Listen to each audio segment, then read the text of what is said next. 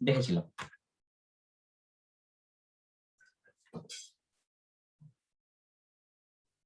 তাহলে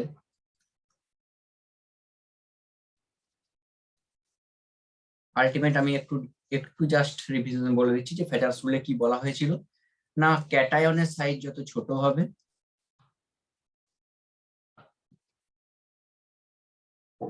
তত আমার হচ্ছে তার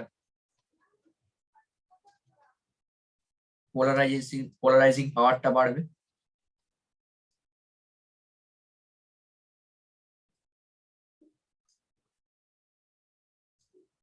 দ্যাট মিনস আয়নিক পোটেনশিয়াল বাড়বে। দ্যাট মিনস কম্পাউন্ডটা কোভ্যালেন্ট বাড়বে, কোভ্যালেন্ট ক্যারেক্টারের হবে বা কোভ্যালেন্সি হবে। আর অ্যানায়নের সাইজের সঙ্গে দেখা গিয়েছিল কি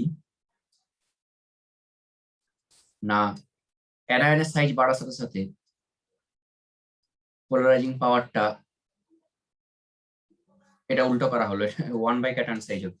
হ্যাঁ, আর অ্যানায়নের সাইজ বাড়ার সাথে সাথে পোলারাইজিং পাওয়ারটা বেড়ে যাবে।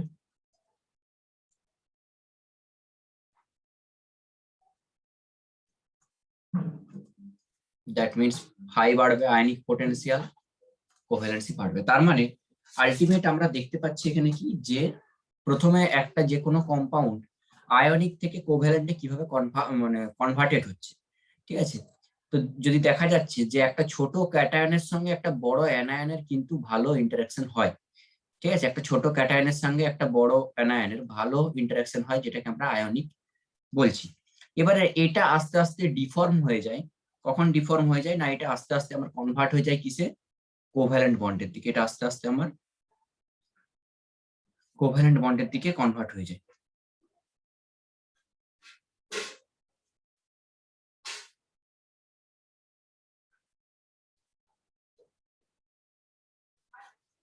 ঠিক আছে, এই হচ্ছে আমার টোটাল যা জিনিস ছিল তার মধ্যে। এবারে আমি বলেছিলাম কি না, এর হচ্ছে কিছু অ্যাপ্লিকেশন পার্ট আমাদেরকে পড়তে হবে। তো অ্যাপ্লিকেশন পার্ট গুলো কি কি ছিল আগের দিন বলেছিলাম যে ফার্স্ট অ্যাপ্লিকেশন পার্ট হচ্ছে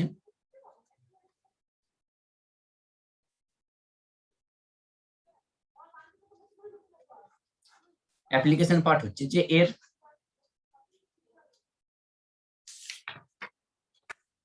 হচ্ছে মেল্টিং পয়েন্ট বা বয়েলিং পয়েন্ট।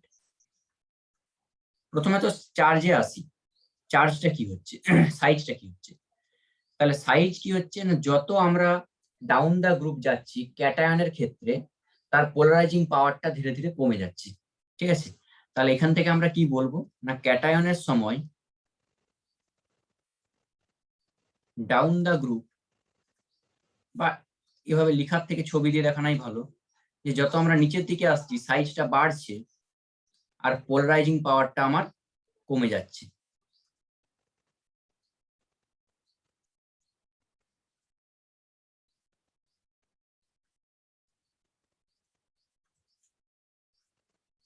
এর ক্ষেত্রে অ্যানায়নের ক্ষেত্রে কি হচ্ছে না, অ্যানায়নের ক্ষেত্রে উল্টো কাজটা হচ্ছে। অ্যানায়নের ক্ষেত্রেও কিন্তু যত নিচের দিকে আসছি সাইজটা বাড়ছে, কিন্তু এখানে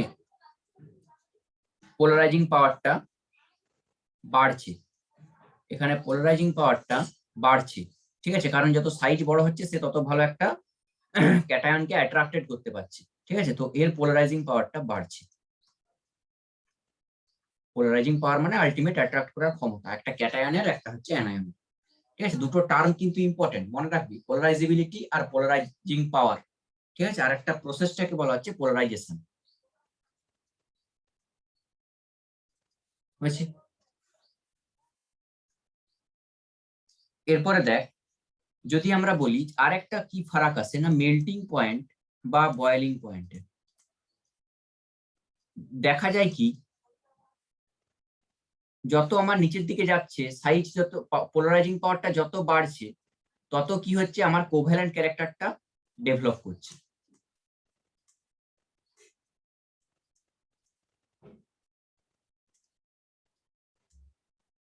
কোভ্যালেন্ট ক্যারেক্টার ডেভেলপ করছে।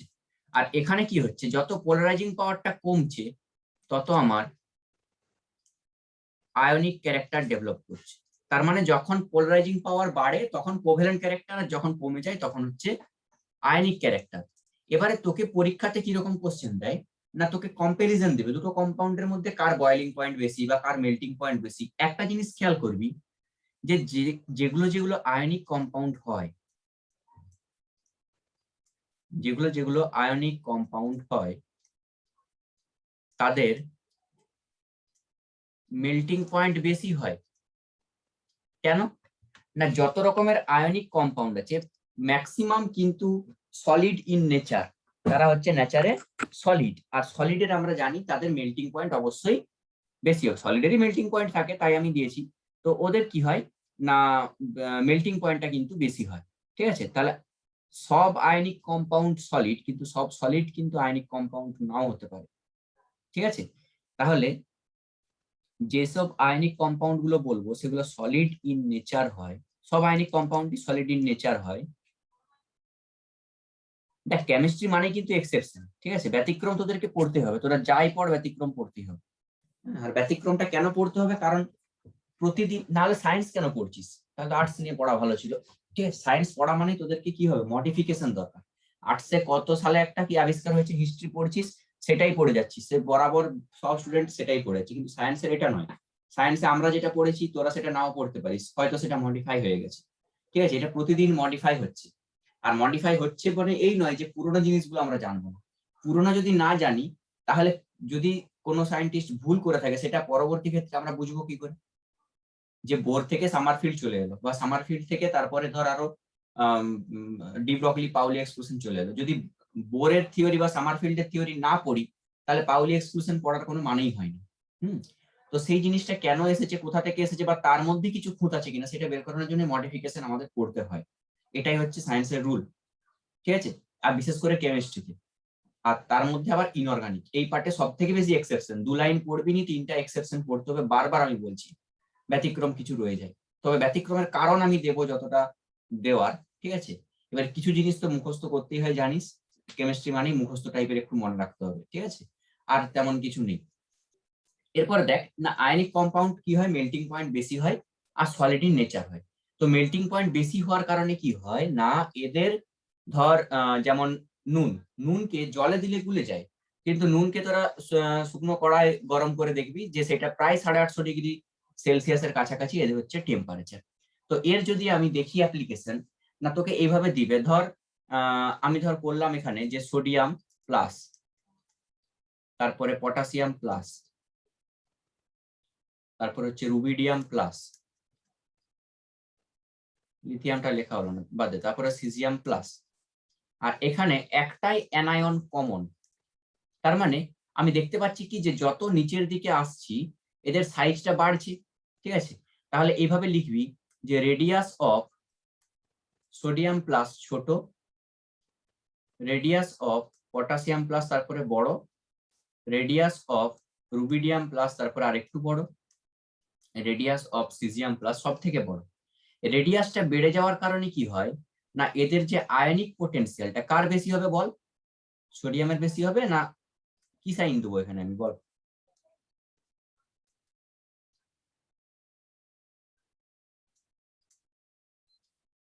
বল রে। আর আরেকবার বল, শোনা গেল না, নেটওয়ার্ক প্রবলেম। Greater than. হ্যাঁ, ভেরি গুড। তাহলে গ্রেটার দেন, গ্রেটার দেন হচ্ছে, তাহলে গ্রেটার দেন যখন হচ্ছে তাহলে সোডিয়াম ক্লোরাইড কি নেচারের হবে, কোভ্যালেন্ট নেচার।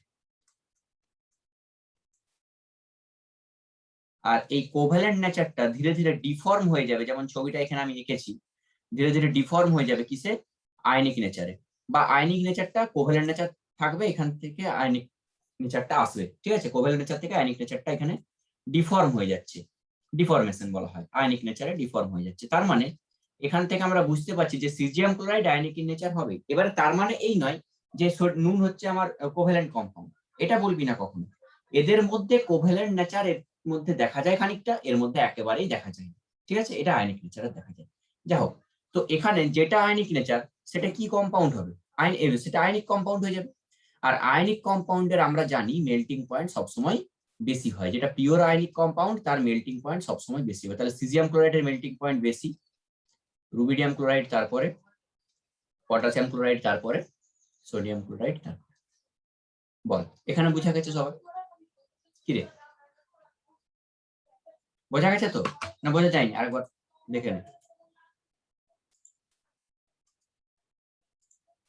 দেখ আরেকবার দেখ বোঝা গেছে নাকি। দেখ যে সাইজ যত বাড়ছে পোলারাইজিং পাওয়ার বাড়ছে, পোলারাইজিং পাওয়ার বাড়া মানে কোভ্যালেন্ট ক্যারেক্টার বাড়বে, আর কোভ্যালেন্ট ক্যারেক্টার বেড়ে যাওয়া মানে সে কিন্তু বেশিক্ষণ টিকতে পারবে না, তার বন্ডিংটা মানে শেয়ারের উপরে। দেখ বিজনেস কখনো টিকে থাকে না, শেয়ারের মধ্যে দুজনের মধ্যে মাইন্ড ডিস্টার্ব হলে সেখানে আমার ভেঙে যাবে। তাহলে কোভ্যালেন্ট বন্ড হচ্ছে আমার সহজে ভেঙে যেতে পারে, বাট আয়নিক বন্ড সহজে ব্রেক করে না। ঠিক আছে, কারণ আয়নিক বন্ডের মধ্যে একটা স্টেবিলিটি থাকে, সে তারা হচ্ছে টোটালি ইলেকট্রনকে দেওয়া নেওয়া করে বন্ডটা গঠন করে। কোভ্যালেন্ট বন্ডের মতো শেয়ারে কিছু করে না, শেয়ারে করলে কি হবে, যদি কোনো কিছু গড়বড় হয় তখন তাদের মধ্যে একটা মনোমালিন্য হবে আর বন্ডটা ব্রেক করে যাবে। ঠিক আছে, নর্মাল জিনিস। এবারে কি হচ্ছে দেখ, এটা গেল আমার হচ্ছে কি ক্যাটায়ন আলাদা অ্যানায়ন সেম। এবারে যদি আমরা ধরি একটা আমি সোডিয়াম প্লাস ধরে নিলাম, আর বাকি অ্যানায়ন গুলো আলাদা লিখলাম আমি, যে fluorine minus, chlorine minus, chlorine, chlorine, bromine, iodine, astatine, যা হোক এগুলোই থাক। এবারে সব আমি বন্ড করাচ্ছি এভাবে, sodium fluoride, sodium chloride, sodium bromide, sodium iodide. তাহলে যখন আমি বন্ড করাচ্ছি তাহলে এদের মধ্যে এবার নিজেরা বল কোনটা আয়নিক কম্পাউন্ড হবে আর কোনটা হচ্ছে আমার কোভ্যালেন্ট কম্পাউন্ড হবে, বল নিজেরাই বল।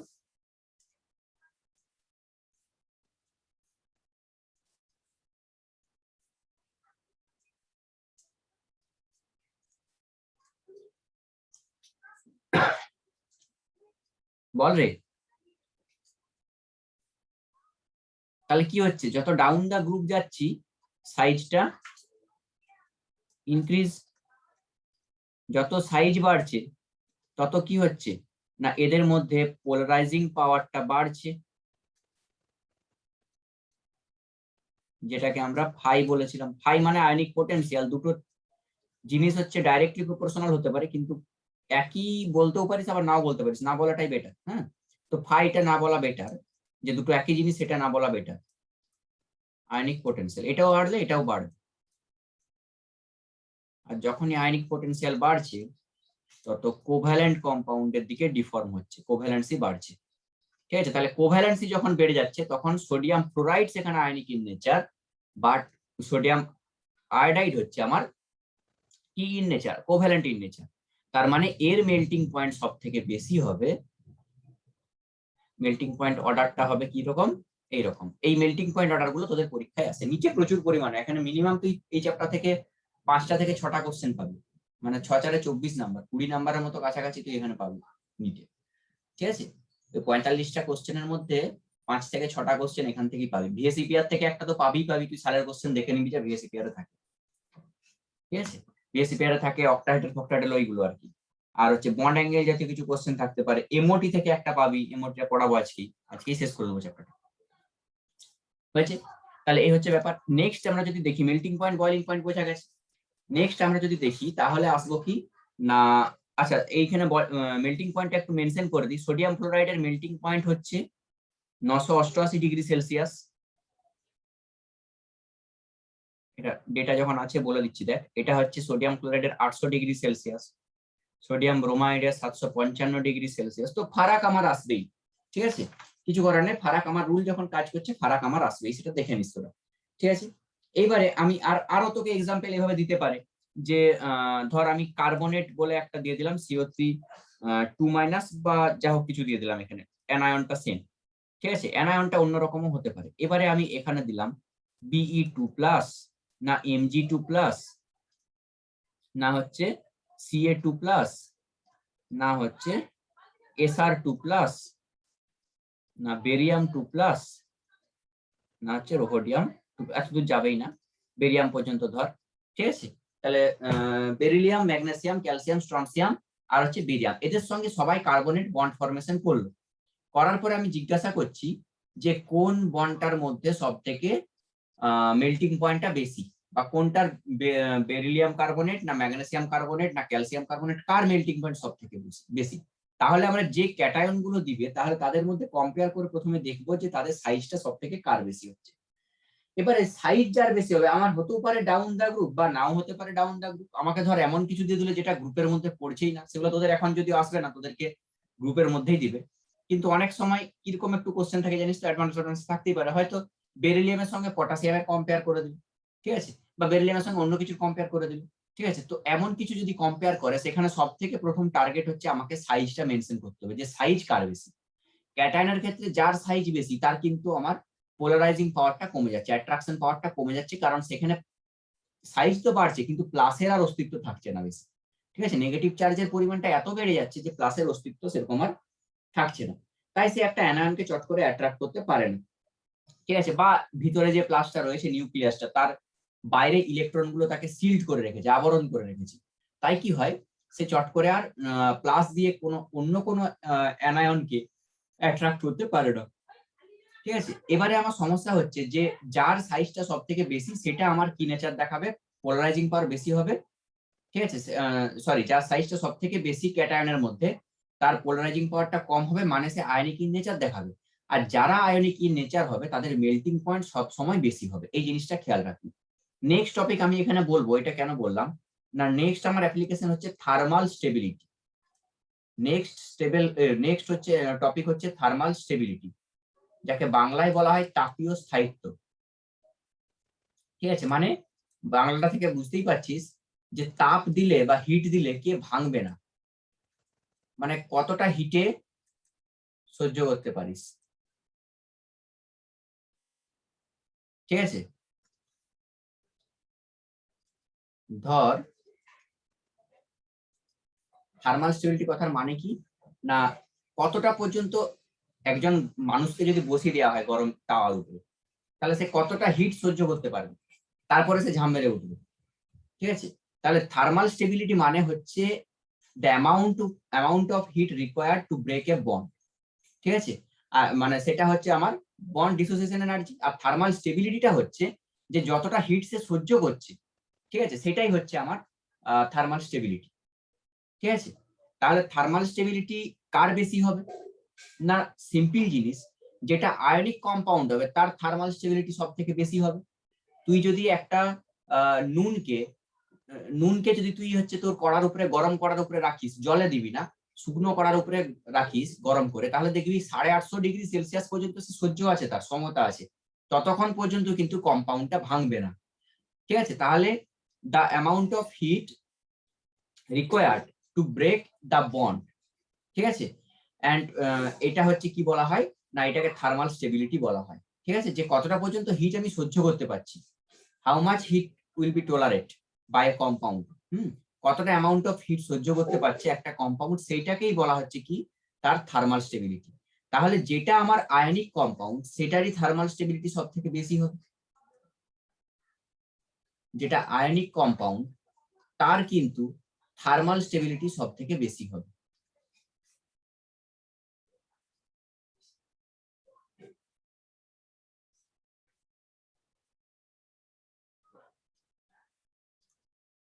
বোঝা গেছে, থার্মাল স্টেবিলিটি সব থেকে বেশি হবে।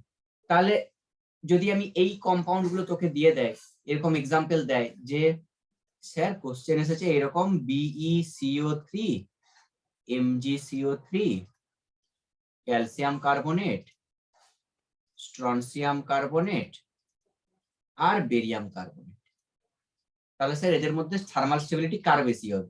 না আমি প্রথমে কি করব, ক্যাটায়ন গুলোকে আলাদা করে দেবো, অ্যানায়ন গুলোকে আলাদা করে দেবো। অ্যানায়ন আলাদা করে দিলে অ্যানায়নটা কমন, যেটা কমন আছে সেটাকে বের করে দেবো।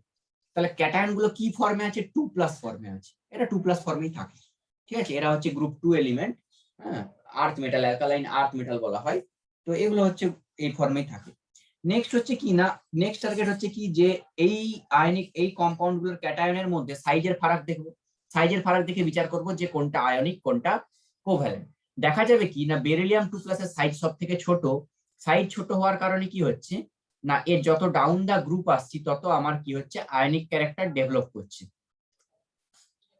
আয়নিক ক্যারেক্টার ডেভেলপ করছে, কারণ এর হচ্ছে সাইজ লেস, এর হচ্ছে সাইজ মোর, সাইজ মোর আর সাইজ লেস, এই জিনিসটা বোঝা গেছে নিশ্চয়ই। এবারে কি হয় না, এই যে সাইজ যখন বেড়ে যাচ্ছে তখন সেটা কিন্তু আর কোভ্যালেন্ট কম্পাউন্ড ফরমেশন করতে পারছে না, কারণ এর মধ্যে পোলারাইজিং পাওয়ারটা কমে যাচ্ছে, তাই এটা আয়নিক কম্পাউন্ড ফরমেশন করছে। তাই বেরিয়াম কার্বনেটের কিন্তু থার্মাল স্টেবিলিটি সব থেকে বেশি হয়। ঠিক আছে, আমি এর মেল্টিং পয়েন্টটা সব থেকে বেশি বলবো, আর থার্মাল স্টেবিলিটিও কিন্তু সব থেকে বেশি বলবো। এটাই হচ্ছে আমার টোটাল আছে এখানে। ঠিক আছে, এইবারে দেখ আর একটা সমস্যা দেখা দেয়। সমস্যাটা কি দেখা দেয় না, আরো একটা তোকে জিনিস বিচার করতে হবে। তার আগে আমি আরেকটা জিনিস বলে দিই, সেটা হচ্ছে সলিবিলিটি। 3 নম্বর পয়েন্ট হচ্ছে আমার সলিবিলিটি। সলিবিলিটি মানে হচ্ছে দ্রাব্যতা, মানে কোনটা গুলে যাচ্ছে, গুলে যাওয়ার ক্ষমতা, সলিবিলিটি সোজা ভাষায়। ঠিক আছে, তাহলে কি সলিবিলিটি মানে হচ্ছে যে দ্রাব্যতা বলা হয় বাংলায়, যেটার মানে কি আমি গদা বাংলা একদম লিখছি, কোন জিনিস গুলে যাওয়ার ক্ষমতা। কোথায় গুলে যাবে না, দু রকম সলভেন্ট হয়, একটা হচ্ছে পোলার, আর একটা হচ্ছে নন পোলার। স্যার পোলার আর নন পোলার সলভেন্ট কি? পোলার সলভেন্ট হচ্ছে যেগুলোর পোল থাকবে, ডিফারেন্ট পোল থাকবে। পোল মানে বুঝিস যেমন north pole, as like north pole and south pole. ঠিক আছে, সেরকম হচ্ছে ডিফারেন্ট চার্জ থাকবে সোজা ভাষায়। যার হচ্ছে কি থাকবে, প্লাস চার্জ থাকবে, আর হচ্ছে তোর মাইনাস চার্জ থাকবে। ঠিক আছে, তাহলে এরা কি করে না, যখন হচ্ছে তোর পোলার সলভেন্ট আমরা বলবো, সেই পোলার সলভেন্টের এক্সাম্পল হচ্ছে কি আমার ওয়াটার। পোলার সলভেন্টের এক্সাম্পল কি হবে, ওয়াটার হবে। ঠিক আছে, আরো কিছু অ্যালকোহল ফ্যালকোহল হতে পারে, হ্যাঁ, ওয়াটার অ্যালকোহল এইগুলো হচ্ছে আমার পোলার সলভেন্টের মধ্যে পড়ে। ঠিক আছে, মেনলি ওয়াটার দিয়ে আমার মনে রাখ। আর এখানে নন পোলার হচ্ছে বেনজিন। বেনজিন নাম হয়তো শুনেছিস, তাই তো, শুনেছিস তো? বেনজিন বা হচ্ছে হেক্সেন। তাহলে পোলার সলভেন্ট কি হয় না, এই পোলার সলভেন্টে মনে রাখবি, পোলার সলভেন্টে কি হয়, যারা আয়নিক কম্পাউন্ড, সব থেকে সোজা ভাষায় মনে রাখে যে নুন সে জলের মধ্যে গুলে যায়। নুন হচ্ছে ionic compound, NaCl, sodium chloride, জলে গুলে যায়। তার মানে সবসময় পোলার সলভেন্টে আয়নিক কম্পাউন্ড গুলে যাবে। দেখ, এটা স্বাভাবিক জিনিস, যাদের মধ্যে পোল আছে, আমাদের মধ্যে পোল আছে পৃথিবীর আর্থের মধ্যে, নর্থ পোল সাউথ পোল, বা একটা পোলার কম্পাউন্ড মানে তার মধ্যে প্লাস মাইনাস চার্জ আছে, তাহলে আয়নিক কম্পাউন্ডের মধ্যে প্লাস মাইনাস চার্জ আছে, সেটা কিন্তু ডিফারেন্ট জায়গায় অ্যাটাক হয়ে সেটা বলটা ব্রেক করে বা ভেঙে যাবে, গুলে যাবে। ঠিক আছে, তাহলে পোলার জায়গায় কি হয়, আয়নিক কম্পাউন্ড গুলে যায়, আয়নিক কম্পাউন্ড সলিউবল হয়। সলিউবল মানে দ্রাব্য বা গুলে যাওয়া। ঠিক আছে, আর নন পোলার জায়গায় আয়নিক কম্পাউন্ড তো সলিউবল হয় না, কিন্তু এখানে কোভ্যালেন্ট কম্পাউন্ড সলিউবল হয়।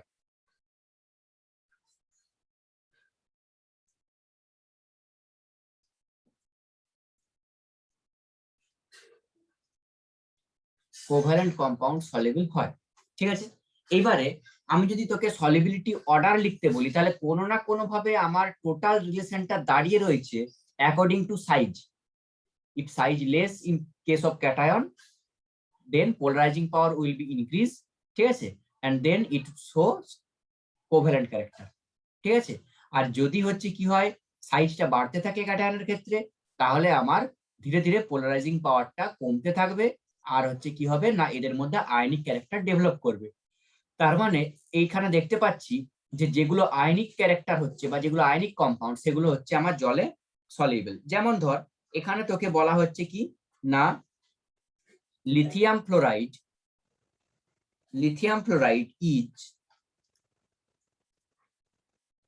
লিস্ট সলিউবল in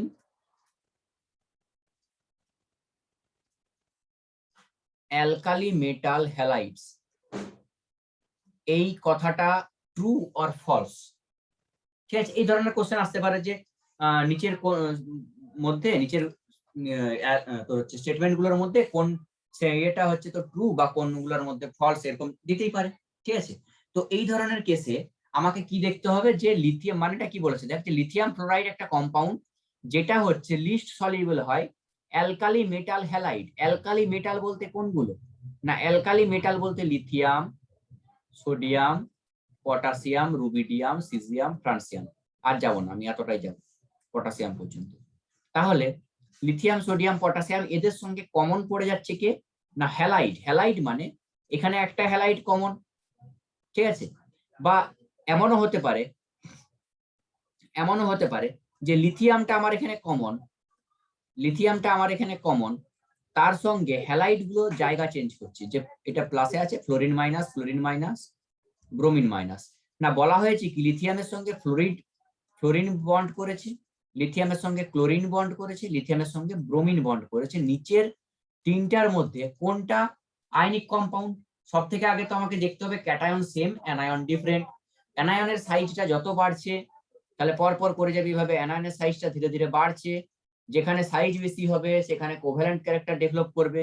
তাই লিথিয়াম ফ্লোরাইডটা কি হয়, বা এখানে লিখে দিবি যে পোলারাইজিং পাওয়ারটা হচ্ছে এর ক্ষেত্রে বেশি হবে, যেখানে রেডিয়াস বেশি, এখানে অ্যানায়নের ক্ষেত্রে সেখানে পোলারাইজিং পাওয়ারটা বেশি হবে। তাই লিথিয়াম ফ্লোরাইড হচ্ছে কি কম্পাউন্ড শো করবে, না আয়নিক কম্পাউন্ড শো করবে। আর আমরা জানি যেগুলো আয়নিক কম্পাউন্ড হয়,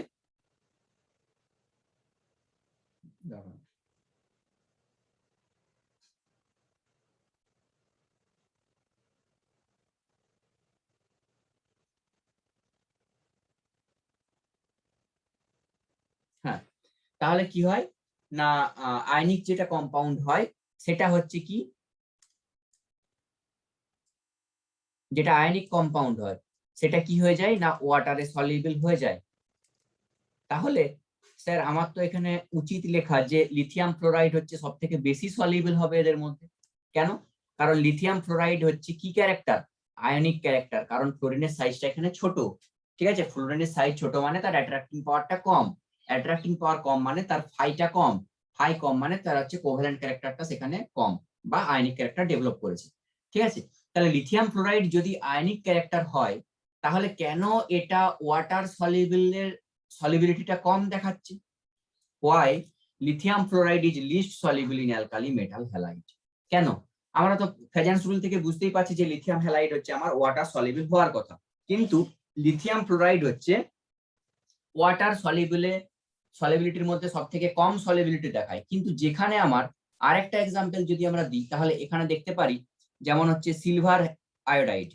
এবারে বলা হয়েছে কি সিলভার আয়োডাইড, বা হচ্ছে আমি একবারে লিখতে পারি যে silver chloride, silver chloride, silver bromide আর সিলভার আয়োডাইড, এদের মধ্যে কি হয়ে যাচ্ছে সিলভার আয়োডাইডটা লিস্ট সলিউবল হচ্ছে। এখানেও একই জিনিস, একই এক্সপ্লেনেশন। ঠিক আছে, যে lithium fluoride, lithium chloride, lithium bromide, এটাও silver fluoride, silver chloride, silver bromide, silver iodide. কিন্তু এখানে আমার সিলভার আয়োডাইডটা হচ্ছে আমার কি লিস্ট সলিউবল। কেন এই ডিফারেন্সটা কেন আসছে? এটার অ্যান্সারটা, এটা এক্সেপশনাল কেস, ওই জন্য আমি এটা বললাম। ঠিক আছে, বাকিদের ক্ষেত্রে সব সেম হবে, আয়নিক ক্যারেক্টার সলিউবল হয়ে যাবে। না এখানে কি হয় দেখ ভালো করে বুঝ। তাহলে আমি কথাটা কি বললাম না lithium fluoride, lithium chloride, lithium bromide, এই তিনটার মধ্যে লিথিয়াম ফ্লোরাইড, লিথিয়াম ক্লোরাইড আর হচ্ছে লিথিয়াম ব্রোমাইড, এই তিনটার মধ্যে এটা আমার এখানে list soluble.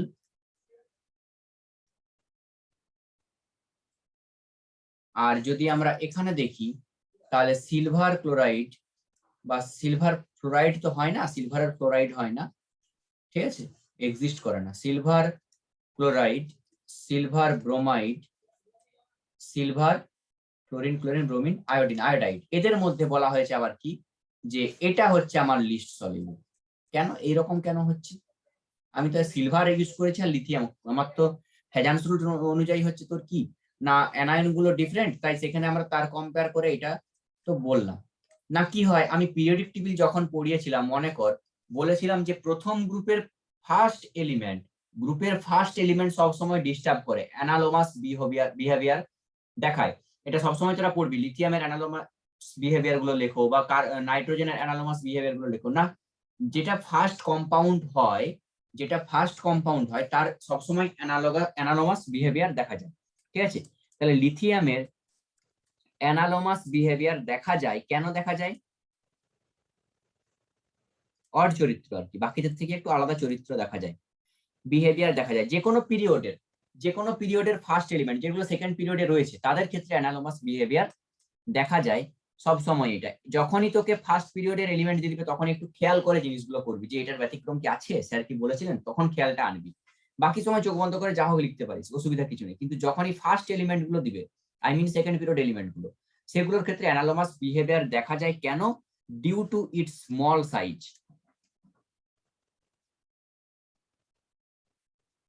Due to its small size, এদের ছোট সাইজ হওয়ার জন্য। ছোট সাইজ হলে কি হবে, ছোট সাইজ তো আমার দরকার, তাহলে ছোট সাইজ হলে আমার তো কোভ্যালেন্সি বেড়ে যাচ্ছে ক্যাটায়নের ক্ষেত্রে। না ছোট সাইজ হয়ে গেলে এদের ইলেকট্রোনেগেটিভিটিও বেড়ে যায়।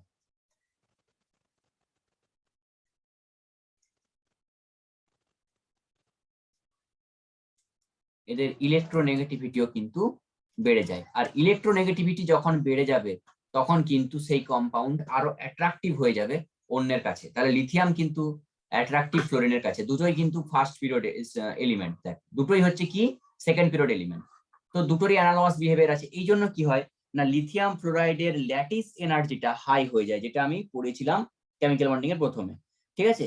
তাহলে এখানে কি হয় না লিথিয়াম ফ্লোরাইডের মধ্যে যে ল্যাটিস এনার্জিটা সেটা কিন্তু হাই হয়ে যায়, এর কারণে এই বন্ডটা চট করে সলিউবল হয় না বা গুলে যায় না, ঠিক আছে। তাহলে এর ল্যাটিস এনার্জি হাই হয়ে যায়, তার কারণে এর হচ্ছে হাই হওয়ার কারণ কি, ল্যাটিস এনার্জিটা কি বিভিন্ন শর্ট শর্ট এনার্জির কালেকশন, লিথিয়াম থেকে লিথিয়াম প্লাস আয়নাইজেশন এনার্জি, ঠিক আছে, ফ্লোরিন থেকে ফ্লোরিন মাইনাস ইলেকট্রন অ্যাফিনিটি। তো এদের সব জিনিসগুলোরই তোর হচ্ছে কি না এনার্জি গুলো বেশি বেশি হয়ে এদের টোটাল যে ল্যাটিস এনার্জিটা সেটা কিন্তু বেড়ে যাচ্ছে, যার ফলে কি হচ্ছে না এই কম্পাউন্ডটা লিস্ট সলিউবল ইন ওয়াটার হচ্ছে, যেখানে আমার হওয়া উচিত ছিল যে লিথিয়াম ব্রোমাইড হচ্ছে লিস্ট সলিউবল, ঠিক আছে। তাহলে এখানে আমার এটা এক্সেপশন কেস, এটা খেয়াল রাখতে হবে, ঠিক আছে। এটা ওয়াটার সলিউবল হওয়া উচিত ছিল কিন্তু এটা হচ্ছে না, এটা লিস্ট ওয়াটার সলিউবল হয়ে যায়, এটা হচ্ছে আমার এক্সেপশন কেস, এটা খেয়াল রাখুন।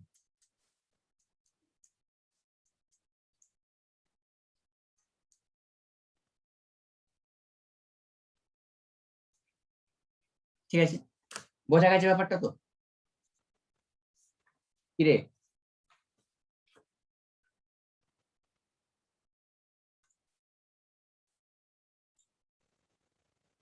4 নম্বর পার্টে বলা হয়েছে যে ইনক্রিজ অফ ফাই, যখন ফাইটা বাড়বে বা কোভ্যালেন্ট ক্যারেক্টার এই তোর হচ্ছে কোভ্যালেন্সিটা বাড়বে, তখন জানবি তার অ্যাসিডিক অক্সাইড হওয়ার প্রবণতা দেখায়। অ্যাসিডিক অক্সাইড কি বলছি না, অ্যাসিডিক অক্সাইড হওয়ার প্রবণতা দেখায়। আর কি হয় যখন ফাই এটার সাথে সবসময় বেসিক অক্সাইডটা ইনভার্সলি প্রপোর্শনাল হয়। এবারে ফাই কি করে আসছে সেটা তো নিজেরা বুঝতে পারছিস, এতক্ষণ ধরে পড়ালাম ক্যাটায়নের আর অ্যানায়নের ক্ষেত্রে এর ভ্যালুটা বা এটা ডিফারেন্ট হয়, ঠিক আছে। এবারে কি হচ্ছে না এটা এটা কিন্তু অ্যাকচুয়ালি এক্সেপশন কেস থাকে, অনেক এক্সেপশন কেস থাকে, ঠিক আছে। তো এখানে কি হয় না যত ফাইটা বাড়ে তত মেটালের মধ্যে একটা মেটাল দিক, তো এখানে আমি ইয়ে করছি কম্পেয়ার করছি তখন থেকে, তো মেটালের মধ্যে কোভ্যালেন্সিটা বেড়ে যায়, ঠিক আছে। তো বেড়ে যাওয়ার সঙ্গে সঙ্গে কি হয়ে যায় না এদের মধ্যে যে বন্ডটা মেটাল অক্সিজেন যে বন্ডটা সেটা ইনক্রিজ করে, ঠিক আছে। আর কি হয় অক্সিজেন আয়নকে চট করে ছাড়তে পারে না। অ্যাসিডিক অক্সাইড মানে কি, অ্যাসিডিক অক্সাইড মানে হচ্ছে যে অক্সিজেনকে ছেড়ে দেয় সে হচ্ছে অ্যাসিড, আর যে অক্সিজেনকে ক্যাচ করে সে হচ্ছে কি বেস, ঠিক আছে। অক্সিজেনের রেসপেক্টে অ্যাসিড না বেসিক। তো এখানে অ্যাসিড বলতে অ্যাসিডিক অক্সাইড বলতে কি না যেগুলো অক্সিজেনকে ছেড়ে দিচ্ছে সেগুলো অ্যাসিডিক অক্সাইড, যেগুলো অক্সিজেনকে ধরে রাখছে সেগুলো হচ্ছে কি বেসিক অক্সাইড। এবারে কি হয় না এখানে আমার অ্যাসিডিক অক্সাইড আর বেসিক অক্সাইডটা কেন বললাম, এটা তোরা অ্যাসিড বেসের সংজ্ঞা এখনো পড়িসনি, ঠিক আছে, বা ওগুলো লাগবেও না তোদের। তো আমি শুধু বলে রাখলাম যে যখন আমার কোনো একটা মেটালের সাথে অক্সিজেন বাইন্ড করে, যেমন ইন কেস অফ হিমোগ্লোবিন, হিমোগ্লোবিনে কি হয় হিমোগ্লোবিনের মাঝখানে আয়রন থাকে, হিমোগ্লোবিনের স্ট্রাকচার অনেক বড়। হিমোগ্লোবিনের মধ্যে তোর হচ্ছে এরকম 4টা এন থাকে, তার উপরে হচ্ছে এরকম পাইরোলের রিং থাকে, ঠিক আছে, তার উপরে এরকম পাইরোলের রিং থাকে 4টা এন। আমি শুধু মায়োগ্লোবিনটা বলছি, মায়োগ্লোবিনের নাম তোরা শুনেছিস, হিমোগ্লোবিনের মধ্যে যার জন্য ইয়েটা থাকে, আর এরকম মাঝখানে হচ্ছে তোর লোহা থাকে এফি, এফিটা হচ্ছে এখানে থাকে, আর এরা হচ্ছে এভাবে বাইন্ড করে, হ্যাঁ, আর এভাবে হচ্ছে অল্টারনেট অল্টারনেট ডবল বন্ড থাকে, ঠিক আছে, এভাবে অল্টারনেট ডবল বন্ড থাকে। যাই হোক, আর এখানে কি হয় এখানে হচ্ছে একটা নিচের দিকে থাকে অ্যামাইনো অ্যাসিড হিস্টামিন বা প্রোটিনের চেন থাকে, আর উপর দিকে থাকে জল। এবারে বা এখানে উপরে কি হয় অক্সিজেন এইভাবে বাইন্ড করে, উপরে অক্সিজেন এইভাবে বাইন্ড করে। তাহলে অক্সিজেন বাইন্ড করছে কার সাথে না মেটালের সাথে, মেটালের সাথে অক্সিজেন বাইন্ড করছে। তো এটা দু রকম স্ট্রাকচার হয়। এক সময় কি হয়, এটা শুধু আমি মায়োগ্লোবিনের স্ট্রাকচার বললাম, হিমোগ্লোবিন হলে এরকম এই রকম স্ট্রাকচার আরো 4টা হবে, ঠিক আছে? মানে 4টা মায়োগ্লোবিন এরকম মিশে করে হিমোগ্লোবিন তৈরি হয়। এবারে কি হয় না, এদের মধ্যে হচ্ছে এই এফিটা যখন অক্সিজেন থাকে না তখন এফিটার সাইজটা বড় হয়ে যায়, আর এর কারণে কি হয়, এটা হচ্ছে এই জায়গাটার মধ্যে ধরতে পারে না, ক্যাপাসিটি এর মধ্যে থাকে না, বা এর সাইজটা বড় হয়ে যাওয়ার কারণে এটা এর মাঝখানে না থেকে এর উপর দিকে এইভাবে উঠে যায়, ঠিক আছে? উপর দিকে উঠে যায় আয়রনটা। কারণ কি, কারণ এটা তখন আর অক্টাহেড্রাল শেপ থাকছে না, এটা কি শেপ আছে, মাঝখানে আয়রন, চারদিকে 4টা আয়ন, উপরে একটা নিচে একটা, তার মানে অক্টাহেড্রাল 6টা ভ্যাকেন্সি আছে মানে, ঠিক আছে? কিন্তু আয়রনটা আর হচ্ছে অক্টাহেড্রাল শেপে থাকতে পারে না যখন হচ্ছে অক্সিজেন বাইন্ড করে না, ঠিক আছে? তখন তার সাইজটা বেড়ে যাওয়ার কারণে সে হচ্ছে ডিস্টর্টেড অক্টাহেড্রাল বা ক্যাপড অক্টাহেড্রাল এইরকম স্ট্রাকচার গঠন করে, ঠিক আছে? আয়রনটা উপরে চলে আসে, মানে পিরামিড টাইপের বা স্কয়ার পিরামিড, সরি অক্টাহেড্রাল না বলে বলবি স্কয়ার পিরামিড বা ডিস্টর্টেড অক্টাহেড্রালও বলতে পারিস, ঠিক আছে? তো এই ধরনের স্ট্রাকচার গঠন করে, আর যখন অক্সিজেন থাকে তখন সেটা ফিট হয়ে যায়।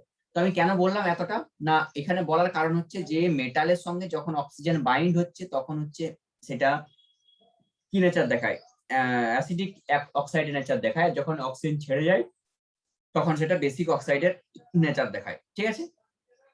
এবারে হচ্ছে কি না, যে এই অ্যাসিডিক অক্সাইড আর বেসিক অক্সাইডে যদি আমার কোথাও অর্ডার দেয়, তাহলে অর্ডারটা নিশ্চয়ই করা যাবে।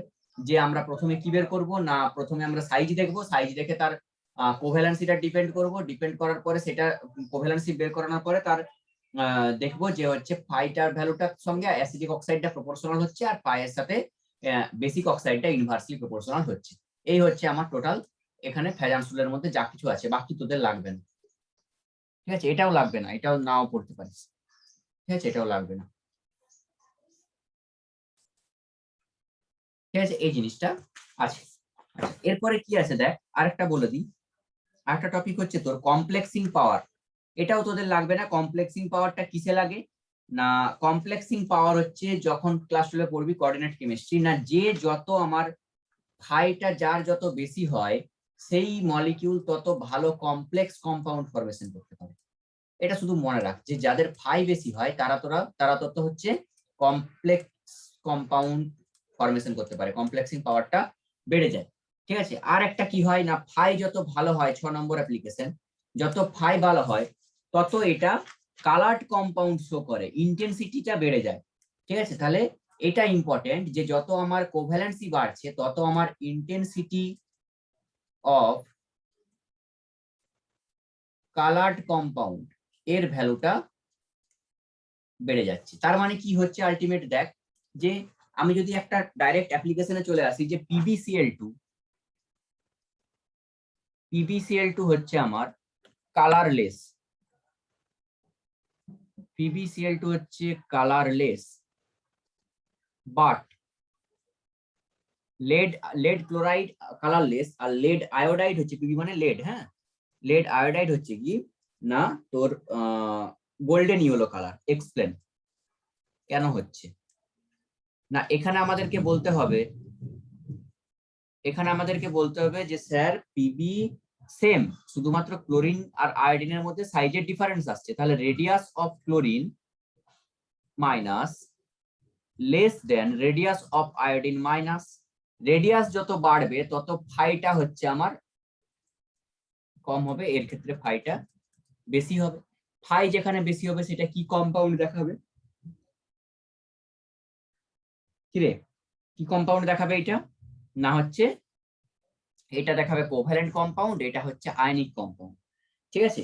তাহলে যেটা আমার PbCl2 আছে তার কোভ্যালেন্সিটা কম হওয়ার কারণে সেটা কি হয়, কালার কম্পাউন্ড শো করে না, ঠিক আছে? তাই এটা কালারফুল হয় আর এটা হচ্ছে আমার কালারলেস হয়, ঠিক আছে? সেম কোশ্চেন বলা হচ্ছে কি না, জেডেনও white HgO colour, zinc oxide হচ্ছে হোয়াইট কালারের হয়, আর মার্কিউরি অক্সাইড হচ্ছে কালার্ড হয়, মানে এটা সাদা কালার, এটা কালার হয়, কালার ইন্টেন্সিটি বেড়ে যাচ্ছে দেখ। তার মানে এটারও এক্সপ্লেনেশন কিন্তু আমার এর এক্সপ্লেনেশন কিন্তু আমার কিন্তু সেম হবে, ঠিক আছে? তাহলে এই দুটো জিনিস আমার কিন্তু ইম্পর্টেন্ট এখানে, কালার কখন হবে, কালারলেস কখন হবে। তাহলে এগুলো আমার অতটা না খেয়াল করলেও চলবে, কিন্তু আমার এই পয়েন্ট 6 নম্বর বা হচ্ছে সলিবিলিটি, বা হচ্ছে তোর এখানে কি আসছে ধর থার্মাল স্টেবিলিটি, বা হচ্ছে মেল্টিং পয়েন্ট, বয়লিং পয়েন্ট, এই অর্ডার গুলো কিন্তু এখান থেকে খুব ইম্পর্টেন্ট, এগুলো আসে হয়েছে।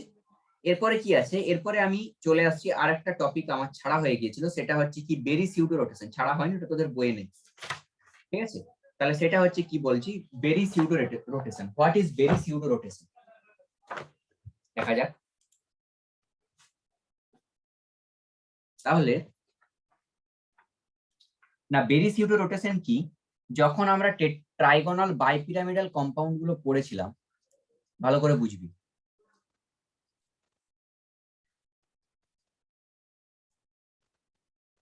আর পরপর লেখা আছে, ঠিক করে নিবি। রোটেশন, বেরি সিউডো রোটেশনটা কি না, যখন আমরা কার ক্ষেত্রে অ্যাপ্লিকেবল, এটা এটা হচ্ছে টিবিপি, ট্রাইগোনাল বাই পিরামিডাল, মানে যার ক্ষেত্রে আমরা ভেতরে একটা সেন্ট্রাল কম্পাউন্ড পড়েছিলাম আর চারিদিকে হচ্ছে এরকম কি পড়েছিলাম,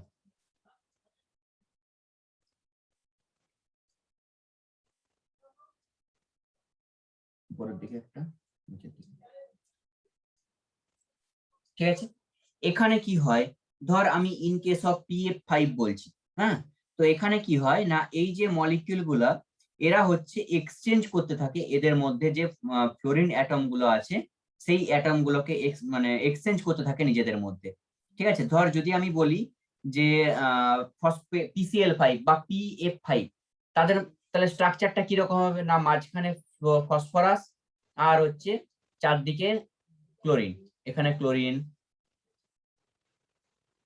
এখানে ক্লোরিন, এখানে ক্লোরিন, ঠিক আছে, এখানে ক্লোরিন। তাহলে এটা একটা, এটা একটা, এটা একটা, এর উপর থেকে আসছে একটা ক্লোরিন, আর এটা ভুল ভাল হয়ে গেল, নিচের ছবিটা আঁকাটা ভুল হয়ে গেল। মাঝখানে আছে ফসফরাস, এখানে একটা ক্লোরিন, এখানে একটা ক্লোরিন, এখানে একটা ক্লোরিন, এখানে একটা ক্লোরিন, এখানে একটা ক্লোরিন, ঠিক আছে। তাহলে এদের মধ্যে স্ট্রাকচারটা কিরকম হয় না, এই টাইপের হয়, ঠিক আছে। যে ফসফরাস পেন্টাক্লোরাইড, এটা কি পজিশন যেটা আমি আঁকছি এখন, এটা কি পজিশন, কিরে, এটাকে কি পজিশন বলে বল। বাই পিরামিড না, এটার নাম কি পজিশনটার, আর এই পজিশনটার নাম কি,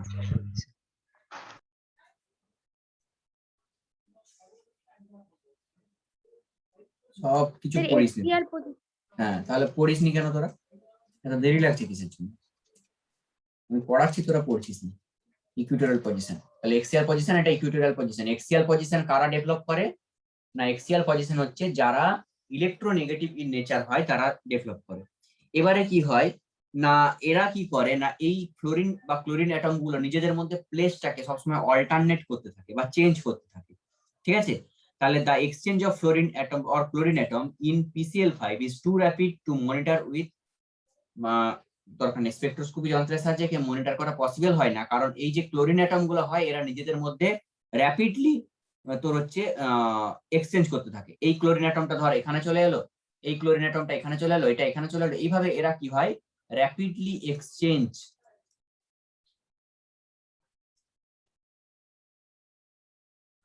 বা PF5 এটাও একটা কম্পাউন্ড, তো এরা র্যাপিডলি এক্সচেঞ্জ বিটুইন দেম।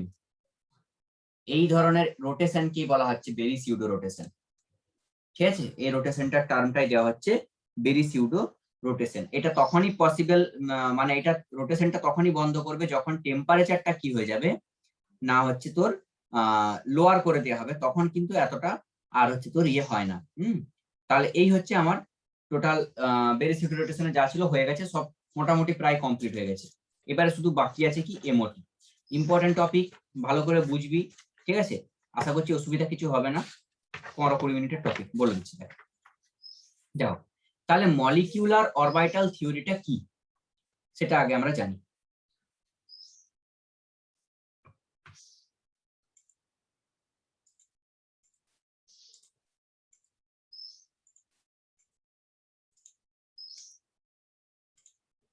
না, মলিকিউলার অরবিটাল থিওরি হচ্ছে MOT দ্বারা ডিনোট করা হয়।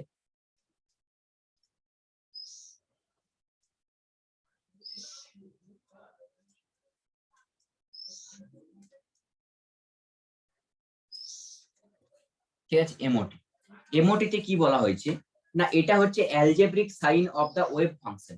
ঠিক আছে, এটা হচ্ছে কি যে ওয়েভ ফাংশন আমরা পড়েছিলাম না, আমরা কি পড়েছি, ধর একটা হচ্ছে তোর অ্যাটমের মধ্যে ইলেকট্রন থাকে, আর ইলেকট্রনের মধ্যে ডি ব্রগলি বলে গিয়েছে যে এদের পার্টিকেল নেচারও থাকে, ওয়েভ নেচারও থাকে। তাহলে যখন আমরা ওয়েভ ফাংশনের কথা বলছি, যে ওয়েভ নেচারের কথা বলছি, তখন এই algebraic sign of wave function, ঠিক আছে, the algebraic sign of wave function, সেটাই হচ্ছে আমরা এমওটির মাধ্যমে দেখাবো। এটা must be included when interaction between the orbitals আর কনসিডার। যখন অরবিটাল কনসিডার করা হবে কোন একটা অ্যাটমে, তখন এই ওয়েভ ফাংশনকে অবশ্যই কিন্তু আমার ইনক্লুড করতে হবে। ঠিক আছে, তো এখানে এমন কি জিনিস আছে যেটা আমাদের পড়তে হবে না, এখানের মধ্যে আমাদেরকে পড়তে হবে সবার প্রথমে কি, যে মলিকিউলার অরবিটাল কি করে ফর্ম হচ্ছে, একটা মলিকিউলার অরবিটাল কি করে ফর্ম হচ্ছে না, একটা মলিকুলার অরবিটাল ফর্ম হচ্ছে by overlapping sigma or pi bond. ঠিক আছে, তাহলে আমি কিছু জিনিস আগে লিখিয়ে দিই। দেখ, যে প্রথমে তোরা তো পড়বি, ঠিক আছে, যে ভিভিটির সাহায্যে আমরা ঠিকঠাক এক্সপ্লেনেশন কিন্তু দিতে পারি না, বা অরবিটালের এনার্জি গত কেন মলিকুলার অরবিটাল এসেছে, কেন মলিকুলার, হোয়াই মলিকুলার অরবিটাল কাম, এই জিনিসটা আগে জানতে হবে, কেন মলিকুলার অরবিটাল এসেছে, হোয়াই এমওটি কেন এসেছে না। এর প্রথম উত্তর হচ্ছে যে VVT can't explain the fact that some molecule contain the equivalent bond with a bond order between that of single bond and a double bond। সবার প্রথম কথা হচ্ছে যে ভিভিটি পাই বন্ডকে এক্সপ্লেন করতে পারেনি, এটা তো তোরা জানিস। ভিভিটি কোন বন্ডকে এক্সপ্লেন করতে পারেনি, পাই বন্ডকে এক্সপ্লেন করতে পারেনি, এটা তোরা পড়েছিস, তাই তো। ভিভিটির মধ্যে পাই বন্ড ধরেছিলাম আমরা, আর এক সারা শব্দ নাই কেমন দে না স্যার। হ্যাঁ, তাহলে ভিভিটি যখন পাই বন্ডকে এক্সপ্লেন করতে পারেনি, তাহলে তাকে এক্সপ্লেন করার জন্য কোনো না কোনো সায়েন্টিস্ট বসে আছে আর আমাদের চ্যাপ্টার বাড়াচ্ছে। ঠিক আছে, তো এমওটি বলে টপিক ঢুকলো। হ্যাঁ, তাহলে এখানে লিখে দিচ্ছি, দেখ, যে VBT Kant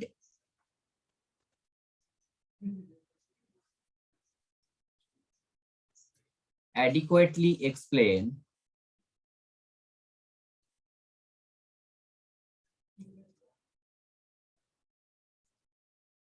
the fact that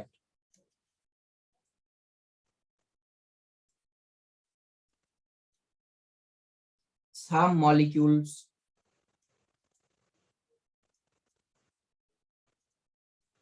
contains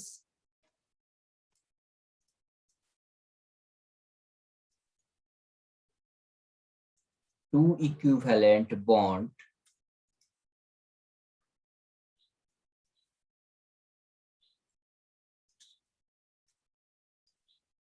with a bond order between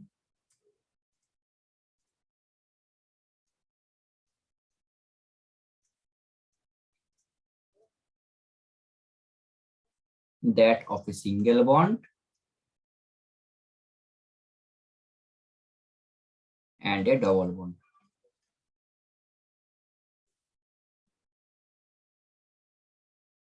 আমি এমনি জাস্ট ভাষায় লিখে দিলাম, এটা এত সব পড়ার দরকার নেই। হ্যাঁ, সঠিক পড়বি তোরা, জাস্ট একটু পরে যদি বুঝতে না পারিস তখন এটা লাইনটা একটু পড়বি, বুঝতে পেরে যাবি। ঠিক আছে, তো এটাতে কি বলা হয়েছে না, এই যে ভিভিটি পাই বন্ডকে এক্সপ্লেন করতে পারলো না, এর ফায়দা নিয়ে এমওটি এলো। ঠিক আছে, এবারে এমওটিতে প্রথমেই আমাদের কি পড়তে হবে, forming of molecular orbital.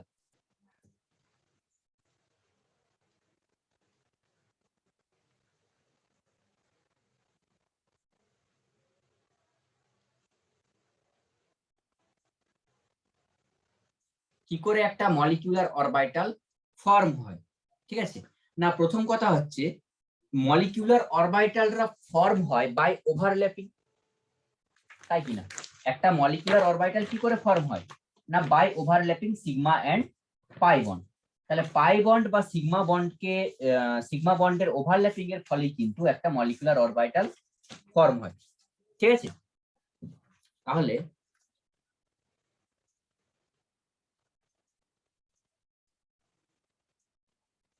By overlapping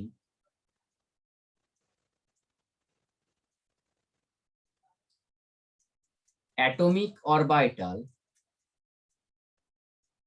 যেগুলো অ্যাটমের অরবিটাল আছে, অ্যাটম থেকেই মলিকিউল হয়, তাহলে অ্যাটমিক অরবিটাল ওভারল্যাপিং হলেই, মানে দুটো অ্যাটমিক অরবিটাল মিশলেই তবেই একটা মলিকিউলার অরবিটাল তৈরি হবে। একটা অ্যাটম থেকে একটা মলিকিউল তৈরি হয়, যেমন N2, আমরা N এর ভ্যালেন্স বন্ড থিওরি পড়েছি। N2 করতে গেলে সমস্যা হচ্ছে কেন? কারণ দুটো নাইট্রোজেনের মধ্যে অ্যাটমিক অরবিটাল আছে নিজস্ব, কিন্তু যখন দুটো নাইট্রোজেন মিশে গিয়ে N2 তৈরি করছে তখন তাদের মধ্যে মলিকুলার অরবিটাল থিওরি পড়তে হবে। হ্যাঁ, তাহলে দাও by overlapping atomic orbital they form molecular orbital.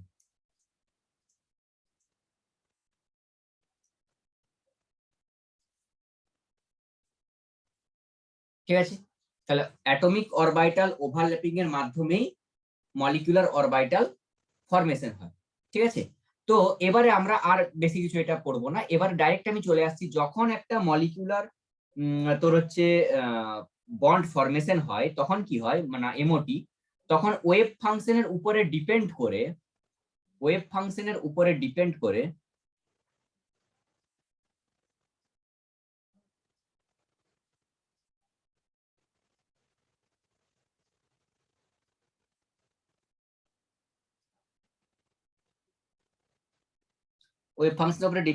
হুন্টস আর মুলিকান এর কনসেপ্ট প্রথম দিয়েছিল। হুন্টস আর হচ্ছে মুলিকান অয়েল ড্রপ এক্সপেরিমেন্ট একটা রয়েছে, মুলিকান এই কনসেপ্ট প্রথম দিয়েছিল।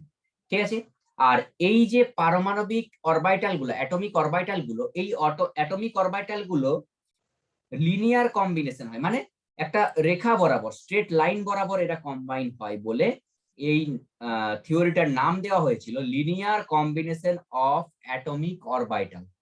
ঠিক আছে, তাহলে দুটো অ্যাটমিক অরবিটাল, থার্ড পয়েন্ট, দুটো অ্যাটমিক অরবিটাল লিনিয়ার কম্বিনেশনের মাধ্যমে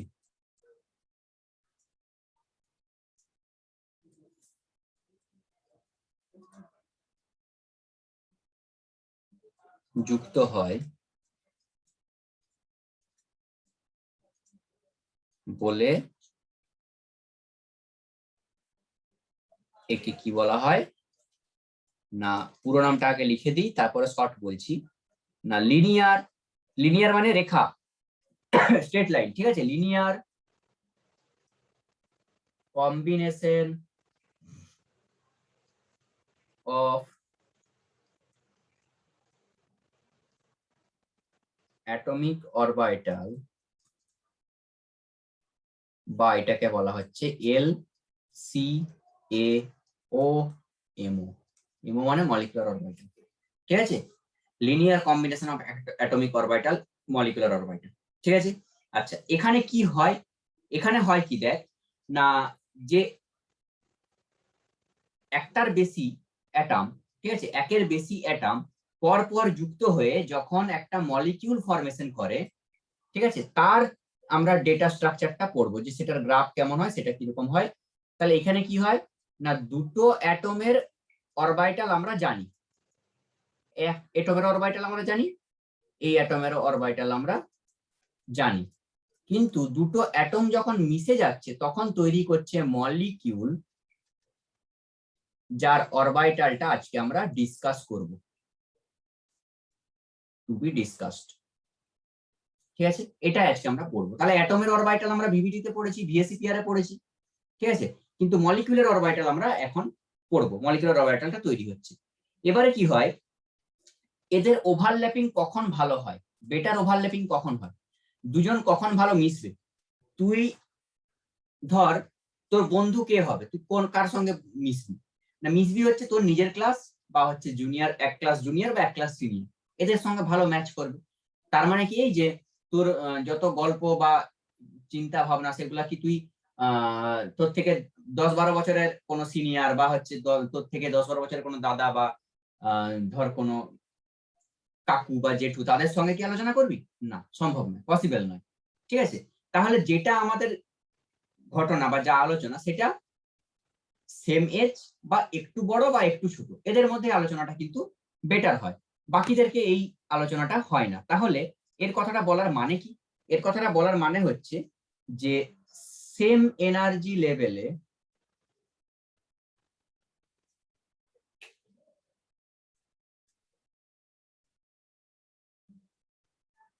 সেম এনার্জি বা সেম এনার্জেটিক্যাল সরি সেম এনার্জেটিক্যাল অরবাইটালের মধ্যে সব সময় ওভারল্যাপিং হয়।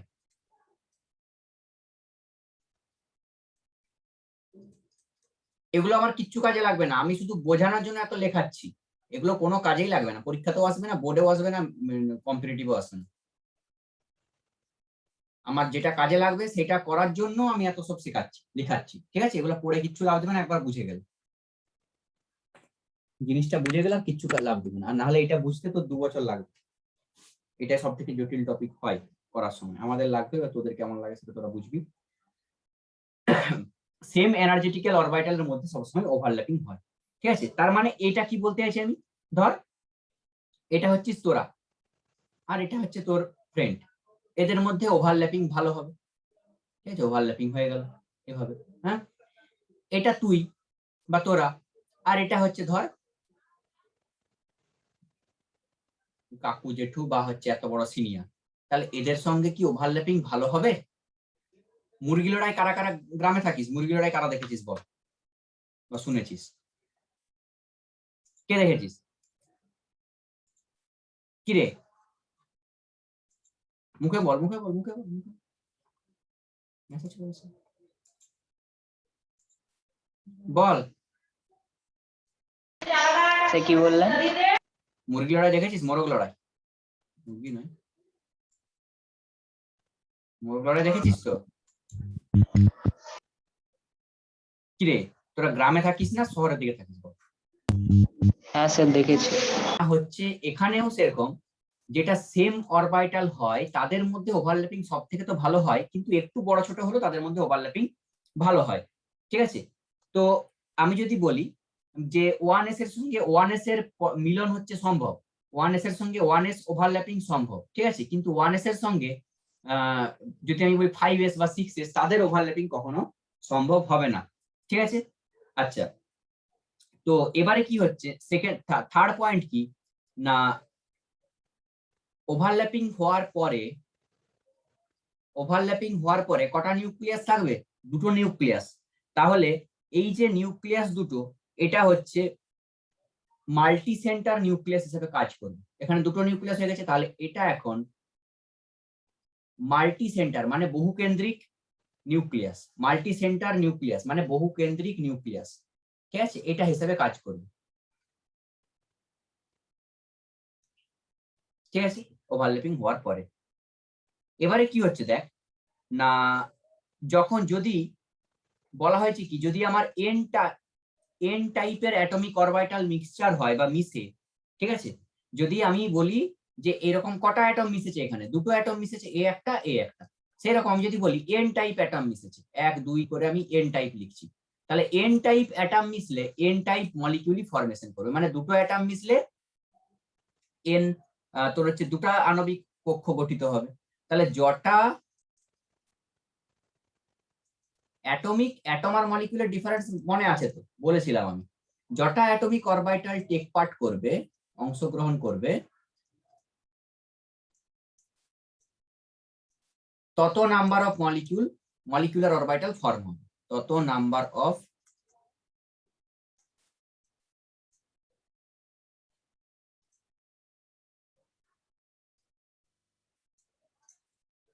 মলিকিউলার অরবিটাল পর্ব। বোঝা গেছে? নেক্সট, এবারে কি বলা হয়েছে না, যে এরা যখন ফিল আপ করবে, এরা যখন ওভারল্যাপিং করবে, ওভারল্যাপিং এর ফলে 3 রকমের অরবিটালের সৃষ্টি হয়। একটা হচ্ছে বন্ডিং অরবিটাল,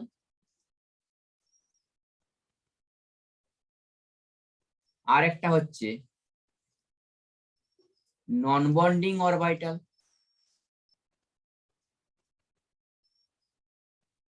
আর একটা হচ্ছে অ্যান্টি বন্ডিং অরবিটাল। আসলে এটাকে কি বলা হয়? বন্ডিং মলিকিউলার অরবিটাল বা বিএমও।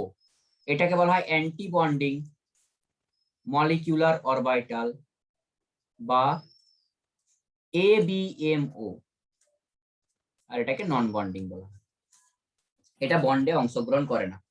ঠিক আছে, তাহলে এদের মধ্যে কি হবে না, যখন আমার দুটো ধর মিশছে, একটা ও এর সঙ্গে আর একটা ও মিশছে, ঠিক আছে, তাহলে এই ও এর সঙ্গে যখন এই ও মিশছে, এই ও এর অ্যাটমিক অরবিটাল আর এই ও এর অ্যাটমিক অরবিটাল ওভারল্যাপ করছে। ওভারল্যাপ করার ফলে 2 রকমের অরবিটাল সৃষ্টি হতে পারে, 3 রকমের। একটার মধ্যে কি হয় না, একটার মধ্যে যে এনার্জিটা হয় সেটা হচ্ছে আমার যে অ্যাটমিক অরবিটালটা হবে তার থেকে কম হয়, তার থেকে কম হয়। মানে যদি আমি ধরি যে এটা আমার হচ্ছে ধর একটা অ্যাটমিক অরবিটাল, এটা আমার একটা অ্যাটমিক অরবিটাল, তাহলে এটা অক্সিজেনের একটা, এটা একটা অক্সিজেনের, কি বললাম, এটা একটা অক্সিজেনের পারমাণবিক কক্ষ আর এটা একটা অক্সিজেনের পারমাণবিক কক্ষ। এবারে এরা দুজন মিশতে চায়, মিশে করে ও ডবল বন্ডেড ও তৈরি করবে। মেশার সময় যখন মিশতে যাবে তখন এর ইলেকট্রন শেয়ার হবে। শেয়ার হওয়ার ফলে কিছু ইলেকট্রনের কি হয়, এনার্জিটা কমে যায়, বন্ড হওয়ার জন্য এনার্জিটা কমে যায়। আর কিছু ইলেকট্রনের এনার্জিটা বেড়ে যায়, আর কিছু ইলেকট্রন মাঝখানে এরকম খালি পড়ে থাকে। তাহলে যে ইলেকট্রনের এনার্জিটা কমে যায় সেটাকে বন্ডিং বলা হয়, যেটার এনার্জি বেড়ে যায় সেটাকে অ্যান্টি বন্ডিং বলা হয়।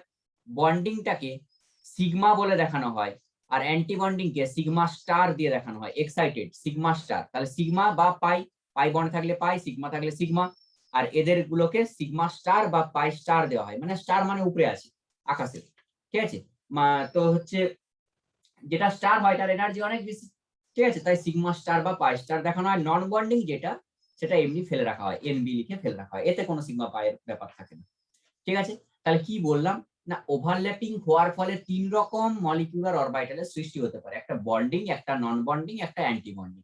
নন বন্ডিং এর কাজ কিছু না, নন বন্ডিং এর কাজ হচ্ছে যে ইলেকট্রন গুলো বন্ডিং এ টেক পার্ট করছে না সেগুলো পড়ে থাকা। অ্যান্টি বন্ডিং এর কাজ হচ্ছে ম্যাক্সিমাম কেসে পাই ইলেকট্রন গুলোই অ্যান্টি বন্ডিং এর দিকে যায়, সেখানে হচ্ছে কি না কিছুটা কিছু ইলেকট্রন বন্ডিং করে এনার্জিটা কমিয়ে নিচ্ছে, আবার কিছু ইলেকট্রন কি হচ্ছে না তাদের অ্যাটমিক অরবিটালের থেকে এনার্জিটা বেড়ে যাচ্ছে। ধর তোর যা এনার্জি, তুই যখন বন্ডিং করবি অন্য কারোর সঙ্গে তখন তোর এনার্জি হয় কমে যাবে, দুজনে একসঙ্গে মিলেমিশে কাজ করবি, বা হচ্ছে এনার্জি তোদের বেড়ে যাবে, দুজনের মধ্যে পড়বে না, ঠোকাঠুকি হবে। ঠিক আছে, তো ব্যাপারটা আমার সিম্পল কথা এটা, যে দুজন যখন এর বন্ডিং হয় তখন হয় এনার্জি কমে যায়, যদি দুজন একে অপরের সহমত হয় তাহলে সেখানে কমে যাবে এনার্জিটা, বন্ডিং ভালো। ঠিক আছে, আর যদি বন্ডিং খারাপ হয় তাহলে সেখানে এনার্জিটা বেড়ে যাবে। 2 রকমেরই বন্ডিং হয়। ঠিক আছে, আর কিছু হচ্ছে চুপচাপ পড়ে থাকে, সেগুলো নন বন্ডিং, সেগুলো চুপচাপ পড়ে থাকে, সেগুলো কোনো কাজে লাগে না। ঠিক আছে, তাহলে কোন মলিকিউলার অরবিটালের শেপটা ডিপেন্ড করছে যে ওই অরবিটালটা যেসব অ্যাটমিক অরবিটালের মিলনে উৎপন্ন হয়েছে তাদের আকৃতির উপরে। ঠিক আছে, তাহলে কি বললাম না, এই এখান পর্যন্ত বোঝা গেছে ওভারল্যাপিংটা। নেক্সট বলা হচ্ছে কি, যে কোনো একটা দেখ মলিকিউলার অ্যাটমের মধ্যে পার্থক্যটা বুঝতেছি। মলিকিউল হচ্ছে O2, অ্যাটম হচ্ছে O, মলিকিউল হচ্ছে N2, অ্যাটম হচ্ছে N, মলিকিউল হচ্ছে H2, অ্যাটম হচ্ছে হাইড্রোজেন। ঠিক আছে, তাহলে কোনো একটা মলিকিউলার অরবিটাল, আমি আর পুরো লিখছি না, এমও বলে লিখছি, কোনো একটা মলিকিউলার কক্ষপথ বা মলিকিউলার অরবিটাল, তার যে আকারটা বা শেপটা সেটা কার উপরে ডিপেন্ড করছে, ডিপেন্ডস অন অ্যাটমিক অরবিটাল, এও মানে অ্যাটমিক অরবিটাল, এমও মানে মলিকুলার অরবিটাল। ঠিক আছে। আচ্ছা, এবারে কি হয় না, এই যে এই টোটাল মলিকুলার অরবিটাল থিওরিটা, এটা হচ্ছে আব্বাও আর পাউলির নিয়মে চলে। পাউলির নিয়ম কি বলেছে, আগে একটা একটা ফিল আপ হবে, তারপর আরেকটা একটা ফিল আপ হবে। ঠিক আছে, মানে আমরা কি করি, প্রথমে হাফ ফিল্ড ভরি, একটা করে সিঙ্গেল ইলেকট্রন দিই, তারপরে ভরাট হয়ে গেলে আর একটা করে ইলেকট্রন বসাই। ঠিক আছে, এই নয় যে আমি এরকম ডবল ডবল করে বসিয়ে যাবো, এটা ভুল। পরীক্ষার খাতায় করতে পারিস, আমার কাউন্টিং ঠিক থাকলেই হচ্ছে। ঠিক আছে, আমি এইভাবে লিখতে পারি, আর কাউন্টিং ঠিক, লিখাটা ফ্যাক্ট নয়, ফ্যাক্ট হচ্ছে কি না আমার কাউন্টিংটা ঠিক আছে কিনা। যদি আমি ধর 4টা ইলেকট্রন বসাই, এই ঘরটাতে আমি 4টা ইলেকট্রন বসাবো, 4টা ইলেকট্রন আমি নিয়ম অনুসারে বসালে আমার এইরকম হওয়া উচিত। কিন্তু তুই যদি আনতাবড়ি বসাস, তাহলে কিরকম হবে, 1 2 3 4, ব্যাস এই ঘরটা খালি পড়ে রয়েছে, তাহলে ভুল হয়ে গেল এটা, কিন্তু তো এটা রাইট। ঠিক আছে, তো এই পাউলি আর আব্বাও ফিল আপ করে কে, মানে এগুলো ফলো করে, ফিল আপ করে না, ফলো করে, সরি। তো পাউলি আর আব্বাও এই দুটো রুলকে ফলো করে কিন্তু মলিকুলার অরবিটাল। ঠিক আছে, ব্যাস এইটুকু জিনিসটা আমরা পড়বো। পড়ে করে কি এখানে জানলাম যে হুন্স হুন্স sorry sorry sorry sorry sorry Paoli বলছি তখন থেকে, হুন্স, এটা হুন্স রুল। ঠিক আছে, হুন্স রুল ফলো করে, হুন্স পাউলিও ফলো করে, আব্বাও ফলো করে, সব যতগুলো রুল পড়েছিলাম অ্যাটমিক স্ট্রাকচারে এই 3টে রুলই ফলো করে। ঠিক আছে, পাউলি, হুন্স, আব্বাও 3টেই ফলো করে। হয়েছে। এবারে না, মেন ব্যাপার হচ্ছে যে এখানে আমার ওয়েভ ফাংশনটা যে বললাম যে এটা ওয়েভ ফাংশনের জন্য এইটা এসেছে, তো ওয়েভ ফাংশন কোথায়, এবারে ওয়েভ ফাংশন দেখুন। ঠিক আছে, তাহলে যদি আমরা এখানে ওয়েভ ফাংশনটাকে সাই দ্বারা প্রকাশ করি, এখানে ওয়েভ ফাংশনটাকে আমরা কি দ্বারা প্রকাশ করি, সাই, জানি সেটা। তাহলে ওয়েভ ফাংশনকে আমরা ত্রিশূল চিহ্ন দিয়ে প্রকাশ করছি, এটাকে সাই বলা হচ্ছে। বলা হয়েছে কি, যদি কোনো সময় সাইটা বন্ডিং করে আর যদি কোনো সময় সাইটা বন্ডিং না করে, তাহলে সাই যদি আমি অ্যান্টি বন্ডিং লিখি, সাই যদি আমি বন্ডিং লিখি, অ্যান্টি বন্ডিং যখন হয় তখন এনার্জিটা বেড়ে যায়, তার মানে দুটো ডিফারেন্ট অ্যাটমিক অরবিটালের ওয়েভ ফাংশনের যোগফল হয়ে যায়। আর সবসময় মনে রাখবি wave function is the additive property, এটা যোগ হয়। ঠিক আছে, এটা হচ্ছে কি প্রপার্টি, যোগ করা যায় এমন প্রপার্টি, হ্যাঁ, অ্যাডিটিভ প্রপার্টি। এগুলো ম্যাথমেটিক্সে বারবার ইউজ হবে, অ্যাসোসিয়েটিভ, ফেসোসিয়েটিভ এগুলো ইউজ হবে। তো এখানে সেরকম একটা অ্যাডিটিভ প্রপার্টিজ, এগুলো যোগ হয় নিজেদের মধ্যে।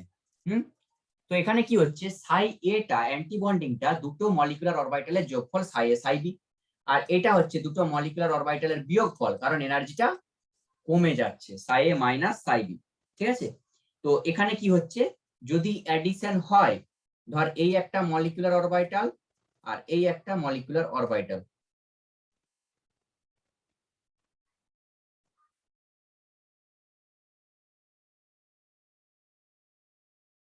ঠিক আছে,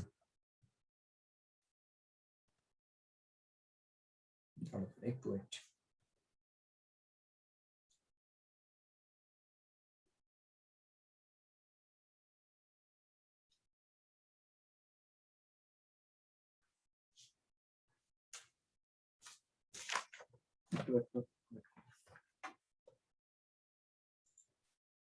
বন্ডিং এর সময় কি হচ্ছে না, দুটো নিউক্লিয়াস হচ্ছে টোটাল সেলটার মধ্যে আছে, মানে নিউক্লিয়াস দুটো ইলেকট্রন ক্লাউডের মধ্যে আছে, নিউক্লিয়াস দুটো হচ্ছে ইলেকট্রন যে ক্লাউডটা মেঘ তার মধ্যে আছে। তো তার মধ্যে থাকার জন্য কি হচ্ছে না, এদের নিউক্লিয়াস নিউক্লিয়াস দুজনের মধ্যে কি হচ্ছে, বিকর্ষণ হচ্ছে, ঠোকাঠুকি হচ্ছে, রিপালশন হচ্ছে। রিপালশন হওয়ার কারণে এদের যে, তাহলে এটা কি হচ্ছে, এটা কোথায় আছে না, ইলেকট্রন ক্লাউডে আছে। ইলেকট্রন ক্লাউডে থাকার জন্য রিপালশন ফিল করছে। কারা রিপালশন ফিল করছে, নিউক্লিয়াস রিপালশন ফিল করছে। নিউক্লিয়াস যখন রিপালশন ফিল করছে তখন এদের মধ্যে এনার্জিটা কমে যাচ্ছে, এই জন্য এরা নিচের দিকে ফর্ম হয়, গ্রাফের নিচের দিকে থাকে। ঠিক আছে, গ্রাফের নিচের দিকে থাকে, মনে রাখ আমি বলে দিচ্ছি। আর এদের হচ্ছে এনার্জি কম, এনার্জি কম হয়। ঠিক আছে, কিন্তু এদের ক্ষেত্রে কি হয়, এনার্জি কম হয় আর হচ্ছে তোর স্টেবিলিটি পায়, স্টেবল হয়, বন্ডিং হলে স্টেবল হয়। আর এদের এনার্জি বেশি হয়।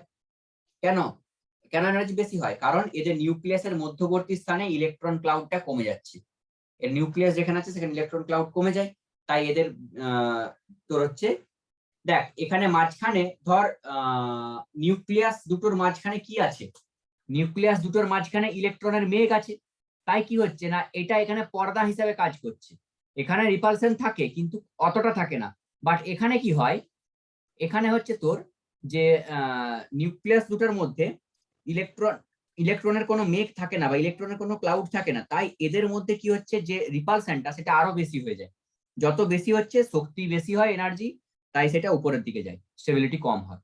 কি বললাম না, যদি দুজনের মাঝখানে পর্দা টাইপের দেওয়া থাকে তাহলে অতটা বেশি ইন্টারাকশন করবে না, ঠিক আছে, বা প্রাচীর দেওয়া আছে ধর, তাহলে অতটা বেশি ইন্টারাকশন করবে না। কিন্তু প্রাচীর তুলে দিলে দুজনকে একসঙ্গে রাখা হয়ে যাচ্ছে, তখন কি হয়ে যাবে, দুজনের মধ্যে ঝগড়া হবে, এইরকম ব্যাপারটা। ঠিক আছে, এইবারে আমি ডাইরেক্ট চলে আসি এমোতে। তাহলে প্রথমে কার এমো করব, প্রথমে ধর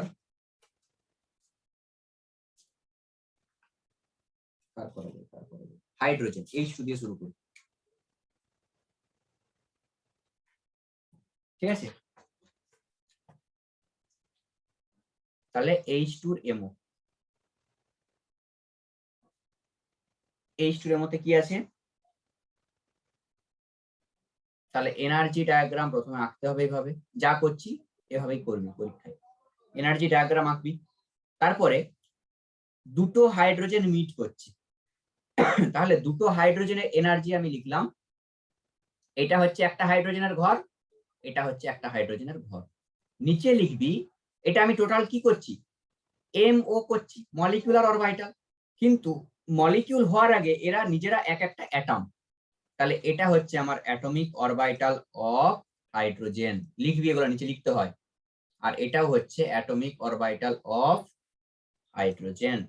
এবারে আমি কি বললাম না, হাইড্রোজেনে এখানে একটা ইলেকট্রন আছে, এখানে একটা ইলেকট্রন আছে, এরা যখন বন্ডিং করবে কি হবে না, এক সময় এদের এনার্জিটা বেড়ে যাবে, মানে তিনটে জায়গা ফর্ম করে একটা, এটা হচ্ছে অ্যান্টি বন্ডিং, আর এটা হচ্ছে আমার বন্ডিং।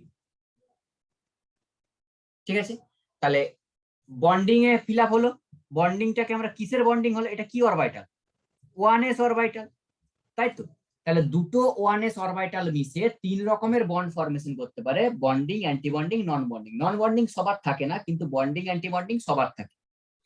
তাহলে এইখানে লিখবি এটা সিগমা অফ 1s, কারণ এটা পাই বন্ড তো নয়, সিগমা বন্ড, তাহলে এটা সিগমা অফ 1s, আর এটা হচ্ছে সিগমা স্টার 1s। এবারে দুটো ইলেকট্রন ভজানোর জন্য কি আমার দুটো ঘর লাগবে, একটা ঘরেই দুটো ইলেকট্রন ঢুকে যাবে, কারণ এটা হুন্ডস রুল বলছে, নিচেরটাকে ফিল আপ করবি তারপরে উপরেরটা ফিল আপ করবি। ঠিক আছে, আগে নিচেরটা ফিল আপ করবি, একটা একটা করবি না, এখানে এদের মধ্যে একটা একটা হবে, দুটো মিশবে না। বন্ডিং এর সঙ্গে অ্যান্টি বন্ডিং একটা একটা করে ভরবি না, শুধু যদি বন্ডিং এরকম দুটো অরবিটাল বেরোতো তাহলে আমরা একটা একটা ফিল আপ করে করতাম, সেটা আলাদা ব্যাপার। ঠিক আছে, আমি বলে দিচ্ছি আরেকটা এক্সাম্পল। তাহলে এটা গেল হচ্ছে আমার এর এমও, হাইড্রোজেনের এমও। ঠিক আছে, এভাবে ডায়াগ্রাম গুলো ড্র করতে হয়। তো এটার শর্টকাট ফর্ম হচ্ছে, তোকে এইভাবে লিখতে হবে যে এখানে কি কি আছে, তাহলে সিগমা 1s, তারপরে লিখবো কি সিগমা স্টার 1s, ব্যাস কমপ্লিট। এখানেই দুটো ইলেকট্রন, এখানে 0 ইলেকট্রন হয়েছে, তাহলে ইলেকট্রন কাউন্ট হলো। এইবারে আমরা এখান থেকে শিখবো bond order calculation. Bond order calculation, তাহলে বন্ড অর্ডারের ফর্মুলা কি না, একটা হাইড্রোজেনের সঙ্গে আর একটা হাইড্রোজেন যদি একটা বন্ড করে তাহলে এক হবে বন্ড অর্ডার। ঠিক আছে, একটা বন্ড করলে এক, দুটো বন্ড করলে দুই, তিনটে বন্ড করলে তিন, আমি বলেছিলাম তখন সময়। ঠিক আছে, এইবারে আমরা দেখবো কি যে হাইড্রোজেন আর হাইড্রোজেনের সঙ্গে বন্ড আছে কি এক, তার মানে বন্ড অর্ডার এক হওয়া উচিত। তাহলে বন্ড অর্ডারের ফর্মুলা হচ্ছে bonding minus non bonding, bonding minus non bonding divided by 2। ঠিক আছে, তাহলে বন্ডিং এ ইলেকট্রন কটা আছে, দুটো, নন বন্ডিং এ কটা আছে, 0, ডিভাইডেড বাই 2, তার মানে একটা। তাহলে এর বন্ড অর্ডার কত হচ্ছে, এক হচ্ছে। ঠিক আছে, এবারে তোদেরকে H প্লাসের দিতে পারে, H প্লাস মানে তার একটা ইলেকট্রন বের করে দেওয়া। ঠিক আছে, সেগুলো পরে আসছি। যাই হোক, বল এতটা এটা কারো বোঝা গেছে না, বুঝতে অসুবিধা আছে আমাকে আগে ক্লিয়ার কর, তারপর আমি নেক্সট টপিক মানে নেক্সট অরবিটালে ঢুকছি। এবারে আসছি O2 মলিকিউলার অরবিটাল থিওরি। তাহলে তোরা আমাকে সঙ্গে সঙ্গে বলে যা, আগে আমি লাইনটা টেনে দিই।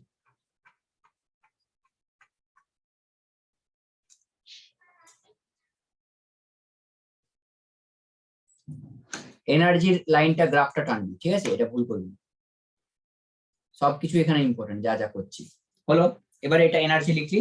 এবারে তুই কর যে প্রথমে আমরা বল দুটো অক্সিজেনের মধ্যে আগে একটা অক্সিজেনের অ্যাটমিক অরবিটাল কি আছে বল, ঝটঝট করে বল, ফিল আপ করবো আমি।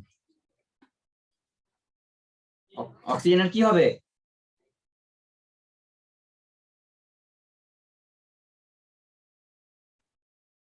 মেসেজ মেসেজ করিস না, মুখে বল, মুখে বল, বল। তোরা না রেসপন্স করলে আমি কি করে বুঝবো তোরা বুঝতে পারছিস না বুঝতে পারছিস না? রেসপন্স কর। 1:2 হ্যাঁ 2:2 1:2 2p2 ভেরি গুড। কটা হলো রে? 2 2 4, এটার হচ্ছে 4টা হবে, তাহলে 1:2 2:2 2p4, তাই তো? 8টা 8 হচ্ছে না অ্যাটমিক নাম্বার অক্সিজেনের। তাহলে দুটো অক্সিজেন এইভাবে, তাহলে একটা অক্সিজেনের 1s এর সাথে আর একটা অক্সিজেনের 1s ই ম্যাচ করবে, একটা অক্সিজেনের 2s এর সাথে একটা অক্সিজেনের 2s ই ম্যাচ করবে, আর একটা অক্সিজেনের p এর সাথে 2p এর সাথে একটা অক্সিজেনের 2p ম্যাচ করবে। আমি তাহলে এই জিনিসটা মুছে দিচ্ছি, না আমার ভুল হবে না জায়গায়, ঠিক আছে? আমি এটা কিন্তু মুছে দিচ্ছি। এর অরবিটাল গুলো মনে রাখবি, এর অরবিটাল গুলো মনে রাখবি যে 2 2 4,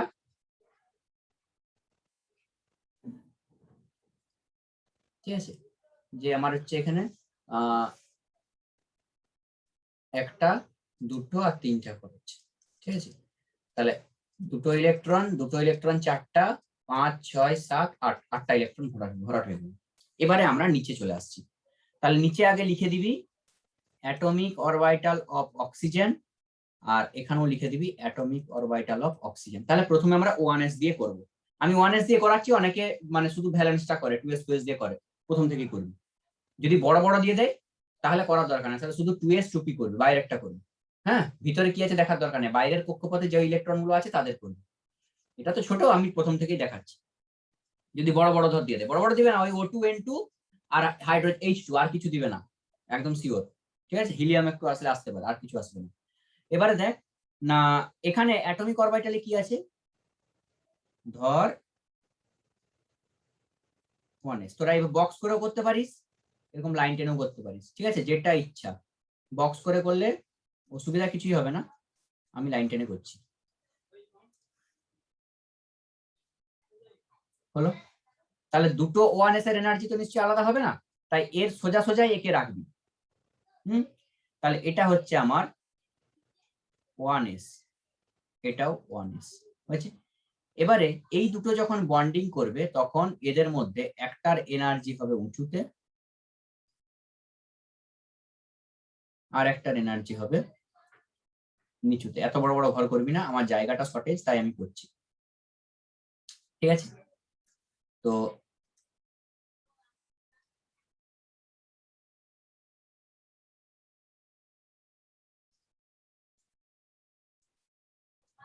এটা এবারে এখানে ইলেকট্রন পরে ফিল আপ করবো, ঠিক আছে? এবারে আসছি আমি 2s।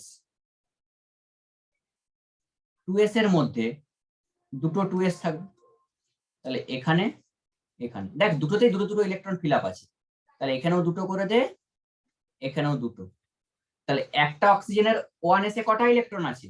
দুটো। 2s এ কটা আছে? দুটো। তাহলে এই দিকেও দুটো দুটো থাকলো। এবারে দুটো দুটো যদি ফিল আপ করি তাহলে এই অরবিটালটার নাম হয়ে যাচ্ছে আমার সিগমা 1s, এই অরবিটালটার নাম হচ্ছে সিগমা স্টার 1s। তাই তো? একটা এক্সাইটেড হচ্ছে উপরে স্টার, একটা জমিন পাতাল, ঠিক আছে, একটা আকাশ একটা পাতাল। তাহলে সিগমা স্টার 1s আর সিগমা 1s, দেখ 3 রকমের হয়, একটা আকাশ, একটা পাতাল, আর একটা হচ্ছে গ্রাউন্ড, আমাদের ভূমি। যে গ্রাউন্ডে থাকবে সে নন বন্ডিং, আর যারা পাতালে চলে যাবে তারা হচ্ছে বন্ডিং, যারা আকাশে থাকবে তারা অ্যান্টি বন্ডিং, ঠিক আছে? এই 3 রকমের সিস্টেম।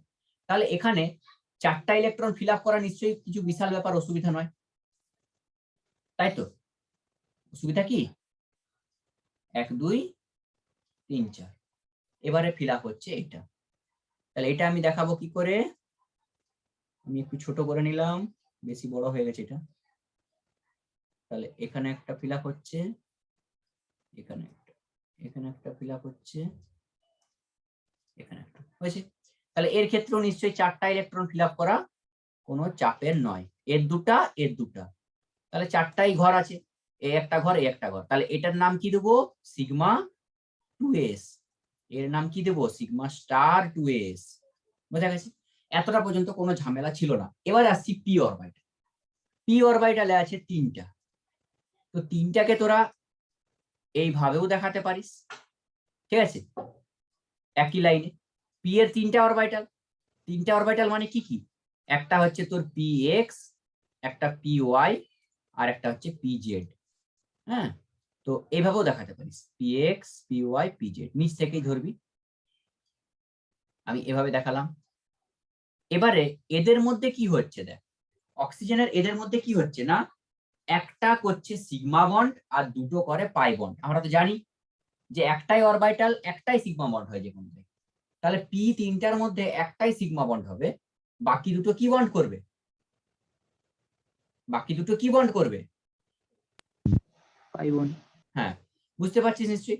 এই যে অরবিটাল গুলো মনে কর না, এই যে এইভাবে পড়েছিলাম, পাই বন্ড মানে কিভাবে হবে, এই যে ওভারল্যাপিং হবে, আর একটা অরবিটাল কি হবে, এইভাবে হেড টু হেড করবে, সেটা হচ্ছে আমার সিগমা হবে। তাহলে যে কোনো বল, ডি বল, পি বল, এফ বল, সবার ক্ষেত্রেই কিন্তু একটাই সিগমা বন্ড হয়, বাকি যা থাকবে সব পাই বন্ড, ঠিক আছে। তো এর ক্ষেত্রেও সিগমা বন্ড একটা হবে, তাহলে সিগমা বন্ডের এনার্জি বেশি নাকি পাই বন্ডের এনার্জি বেশি, বল দেখি। বন্ডিং হওয়ার পরে সিগমা বন্ডের এনার্জি বেশি হয় নাকি পাই বন্ডের এনার্জি বেশি হয়? Sigma bond. হ্যাঁ, কারণ সিগমা বন্ডটা স্ট্রং হয়, এনার্জি এনার্জি কম হয় সিগমা বন্ড, এনার্জি কম হয় সিগমা বন্ডে, ঠিক আছে। কিন্তু এখানে কি হবে, পাই বন্ডের এনার্জিটা কম ধরা হয়েছে, ঠিক আছে। তো এটা অক্সিজেন বা নাইট্রোজেনের ক্ষেত্রে দুটো ডিফারেন্ট ডিফারেন্ট হয়, N2 ক্ষেত্রে একটু আলাদা হয়।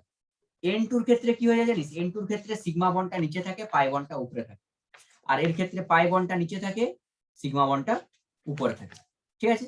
তাহলে এখানে কি করবি না, যেটা পাই বন্ড, পায়ের কটা ঘর আছে, দুটো ঘর আছে, তাহলে অক্সিজেনের সিগমা বন্ডের থেকে পাই বন্ডের এনার্জিটা বেশি হয়, অক্সিজেনের সিগমা বন্ডের থেকে পাই বন্ডের এনার্জিটা বেশি হয়, ঠিক আছে। তাই আমি কি করলাম না, নিচে আমি দুটো পাই অরবিটাল আঁকলাম।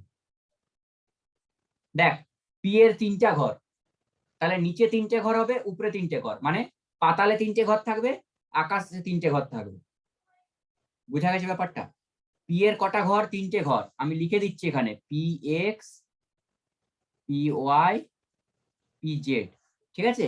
এবারে এখানে ইলেকট্রন আছে 4টা, তার মানে ইলেকট্রন গুলো ফিল আপ কর, 1 2 3 4, এভাবেই করা আছে, 1 2 3 4, 1 2 3 4, p x p y p z. তাহলে নিচে আমার পাই বন্ড গুলো ঢুকে গেল, হ্যাঁ, পাই বন্ডের এনার্জিটা কম এখানে। এরপরে আসছে সিগমা বন্ড, তাহলে দুটো পাই বন্ড একটা সিগমা বন্ড, এগুলো ডট দিয়ে দিই তাহলে তোদের বুঝতে সুবিধা হবে।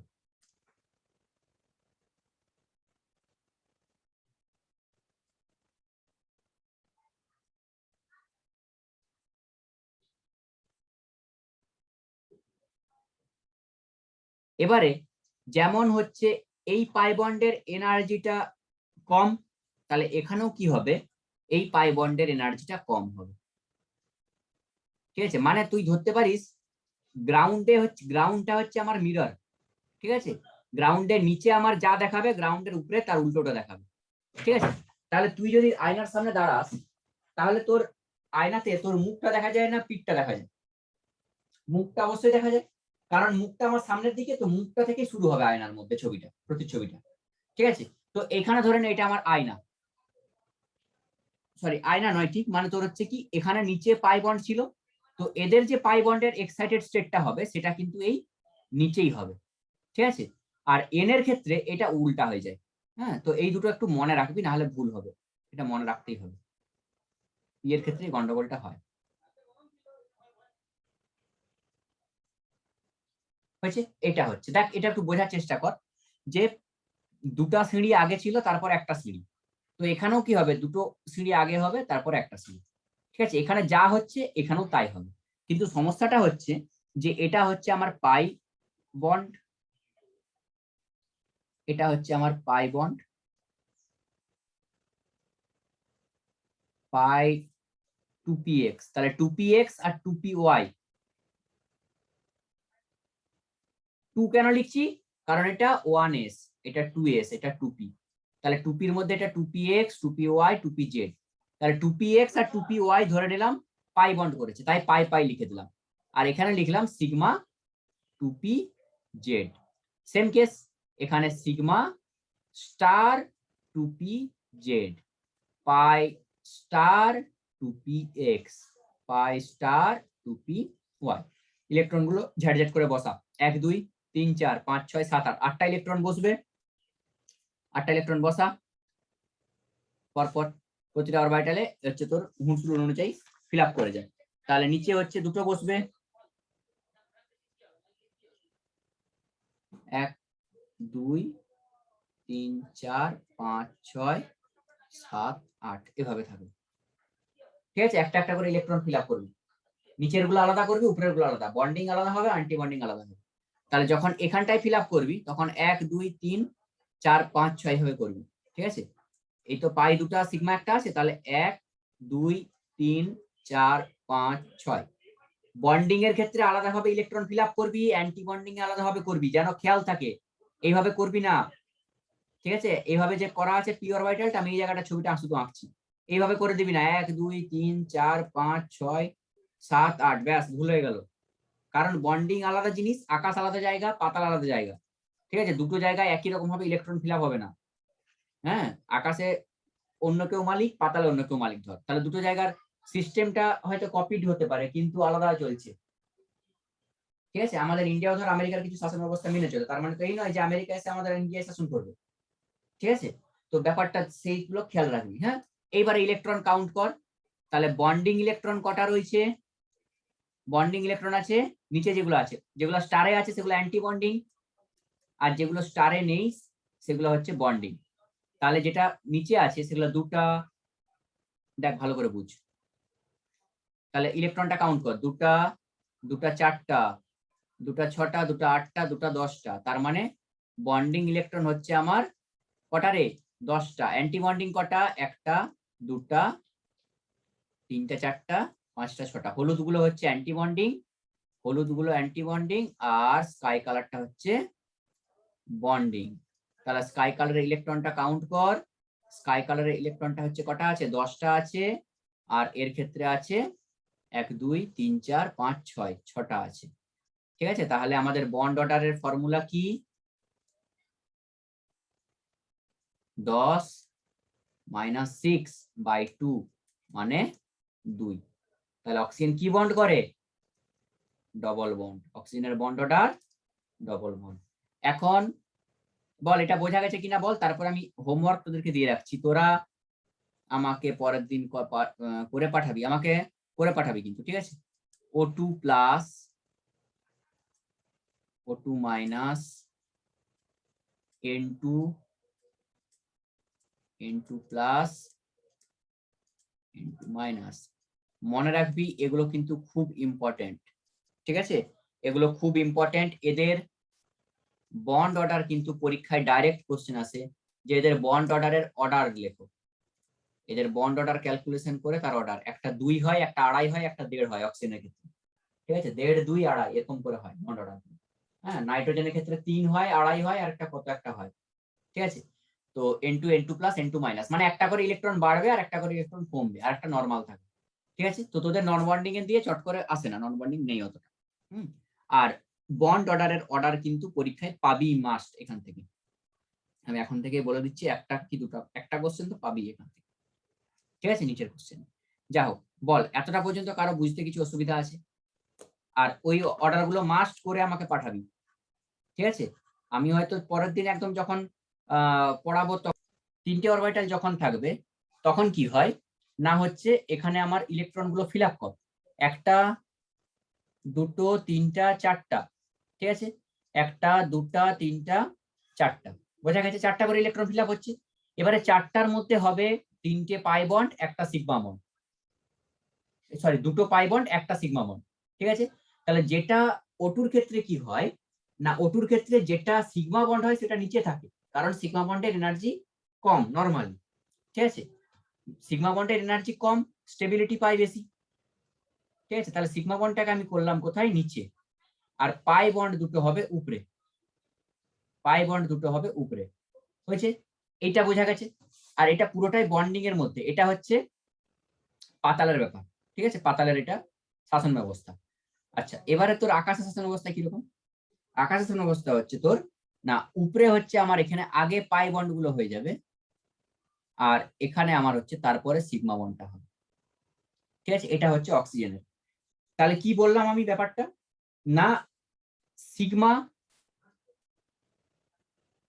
পিএক্স বা সিগমা পিজেড, এটা হচ্ছে পাই পি ওয়াই, আর পাই পি এক্স এটা হচ্ছে পাই স্টার পি এক্স, আর এটা হচ্ছে পাই স্টার পি ওয়াই, আর এটা হচ্ছে পাই স্টার পি জেড।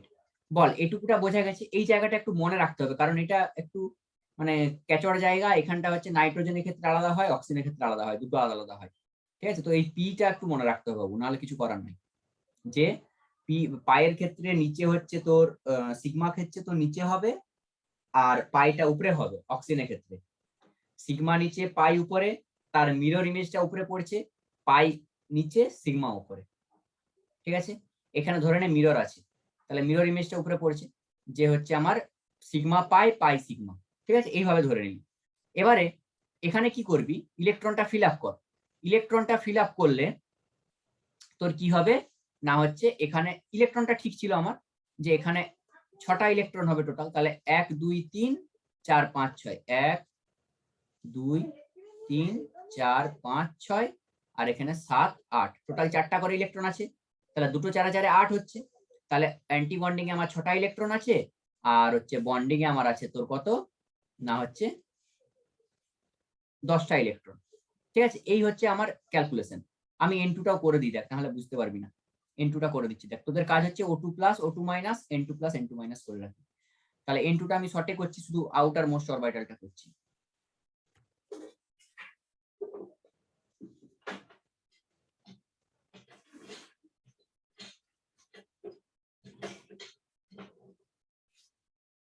বুঝছে, এনার্জি তাহলে N2 এর ক্ষেত্রে বল ঝ্যাট করে কি হবে, নাইট্রোজেনের ক্ষেত্রে 2, শুধু outer most orbital 2s 2p। ঠিক আছে, তাহলে 2s 2p এর ক্ষেত্রে কি হচ্ছে, 1 2 3 4 5 6 7, তাই তো 7টা করে ইলেকট্রন থাকে। তাহলে নিচে লিখলাম আমি 2s, তাহলে 2s এর মধ্যে তোরাই বল কটা করে ইলেকট্রন বসাবো, এরো 2s এরো 2s, বল কটা করে ইলেকট্রন বসাবো, 1 2 3 4, হ্যাঁ 1 2 3 4। এবারে দুটো হচ্ছে উপরে উঠবে, আর দুটো হচ্ছে নিচে নামবে। সবসময় মনে রাখবি, খেয়াল করবি যখন পরীক্ষার খাতায় করবি, জায়গা নিজে অ্যাডজাস্ট করে করতে যাবে না, খাতা সরকার দিবে, তোরা এক একটা পাতা এক একটা এমও আঁকবি। ঠিক আছে, বড় বড় করে আঁকবি, না হলে কিন্তু ভুল হবে বেশি। ঠিক আছে, কনজাস্টেড করবি না। হলো, এবারে কি হচ্ছে দেখ, না দুটো দুটো ফিল আপ হয়ে গেল, তাহলে এখানে তোর হচ্ছে 1টা 2টো 3টা 4টা, সমস্যা হয় পি তে। তাহলে পি তে যখন হচ্ছে পি এর আমার অরবিটাল হচ্ছে 3টা, 1 2, এরও হচ্ছে আমার 1 2, তার মধ্যে ফিল আপ কর কিভাবে আছে, 1 2 3 4 5, এরও হচ্ছে 1 2 3 4 5। ঠিক আছে, এবারে তার মধ্যে একটা সিগমা হবে, একটা পাই হবে। হ্যাঁ, তাহলে একটা সিগমা যখন হবে, একটা পাই যখন হবে, তাহলে পাইটা এখানে নিচে থাকবে। এখানে কি করেছিলাম, সিগমাটা নিচে করেছিলাম, ঠিক আছে, আর পাইটা উপরে করেছিলাম। এর ক্ষেত্রে উল্টাটা হয়, এর ক্ষেত্রে হচ্ছে পাইটা নিচে থাকবে, সিগমাটা উপরে যাবে। পাই বন্ডটা বেশি স্টেবিলিটি পাই। ঠিক আছে, এই নাইট্রোজেনের ক্ষেত্রে পাই বন্ড বেশি স্টেবিলিটি পাই, মনে রাখবি। নাইট্রোজেনের ক্ষেত্রে পাই বন্ডটা বেশি স্টেবিলিটি পাই, আর অক্সিজেনের ক্ষেত্রে সিগমা বন্ডটা বেশি স্টেবিলিটি পায়। ঠিক আছে, কারণ এখানে দুটো পাই বন্ড আছে, দুটো পাই বন্ড আছে, সেখানেও দুটো পাই বন্ড ছিল। তো এখানে হচ্ছে তোর কি ডবল বন্ড ইয়ে থাকে না, মানে তোর হচ্ছে ট্রিপল বন্ড থাকে নাইট্রোজেনের ক্ষেত্রে। তো তোর এখানে পাই বন্ডটা বেশি স্টেবিলিটি পায় দেন সিগমা বন্ড। ঠিক আছে, আচ্ছা এবারে দেখ, না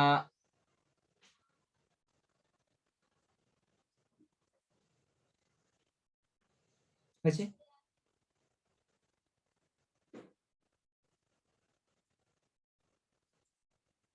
ব্যাস খতম। তাহলে মিরর ইমেজটা পড়ছে উপরে, হ্যাঁ, আচ্ছা এই জায়গাটা আর একটু গন্ডগোল হলো, এটা হচ্ছে একটা হবে, এটা ডবল হবে, এটা মিরর ইমেজ হবে না।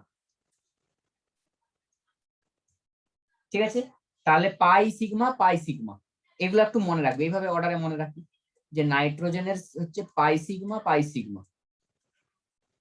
হ্যাঁ, আর অক্সিজেনের হচ্ছে কি সিগমা পাই পাই সিগমা। অক্সিজেনের কি sigma pi sigma pi sigma. আর এর ক্ষেত্রে কি পাই সিগমা। এভাবে মনে রাখতে পারবি তো? একটু মুখস্থ করবি, নাইট্রোজেন অক্সিজেন তো দুটোই তো আছে তোদের, একটু মনে রাখবি এগুলো, নাহলে করতে পারবি না, অসুবিধা হয়ে যাবে, এই জায়গাটা এসে গন্ডগোল হয়ে যাবে। ঠিক আছে, তাহলে নাইট্রোজেনের কি বলবি পাই সিগমা, অক্সিজেনের সিগমা পাই, তাহলে হয়ে গেল। এবারে আমার ইলেকট্রন ফিল আপ কর, 2 2 4 5 5, মোট হচ্ছে কটা ইলেকট্রন, এখানে 5টা এখানে 5টা, মানে 10টা ইলেকট্রন। তাহলে 10টা ইলেকট্রন ভজা, 1 2 3 4 5 6, ঠিক আছে, 6টা হলো।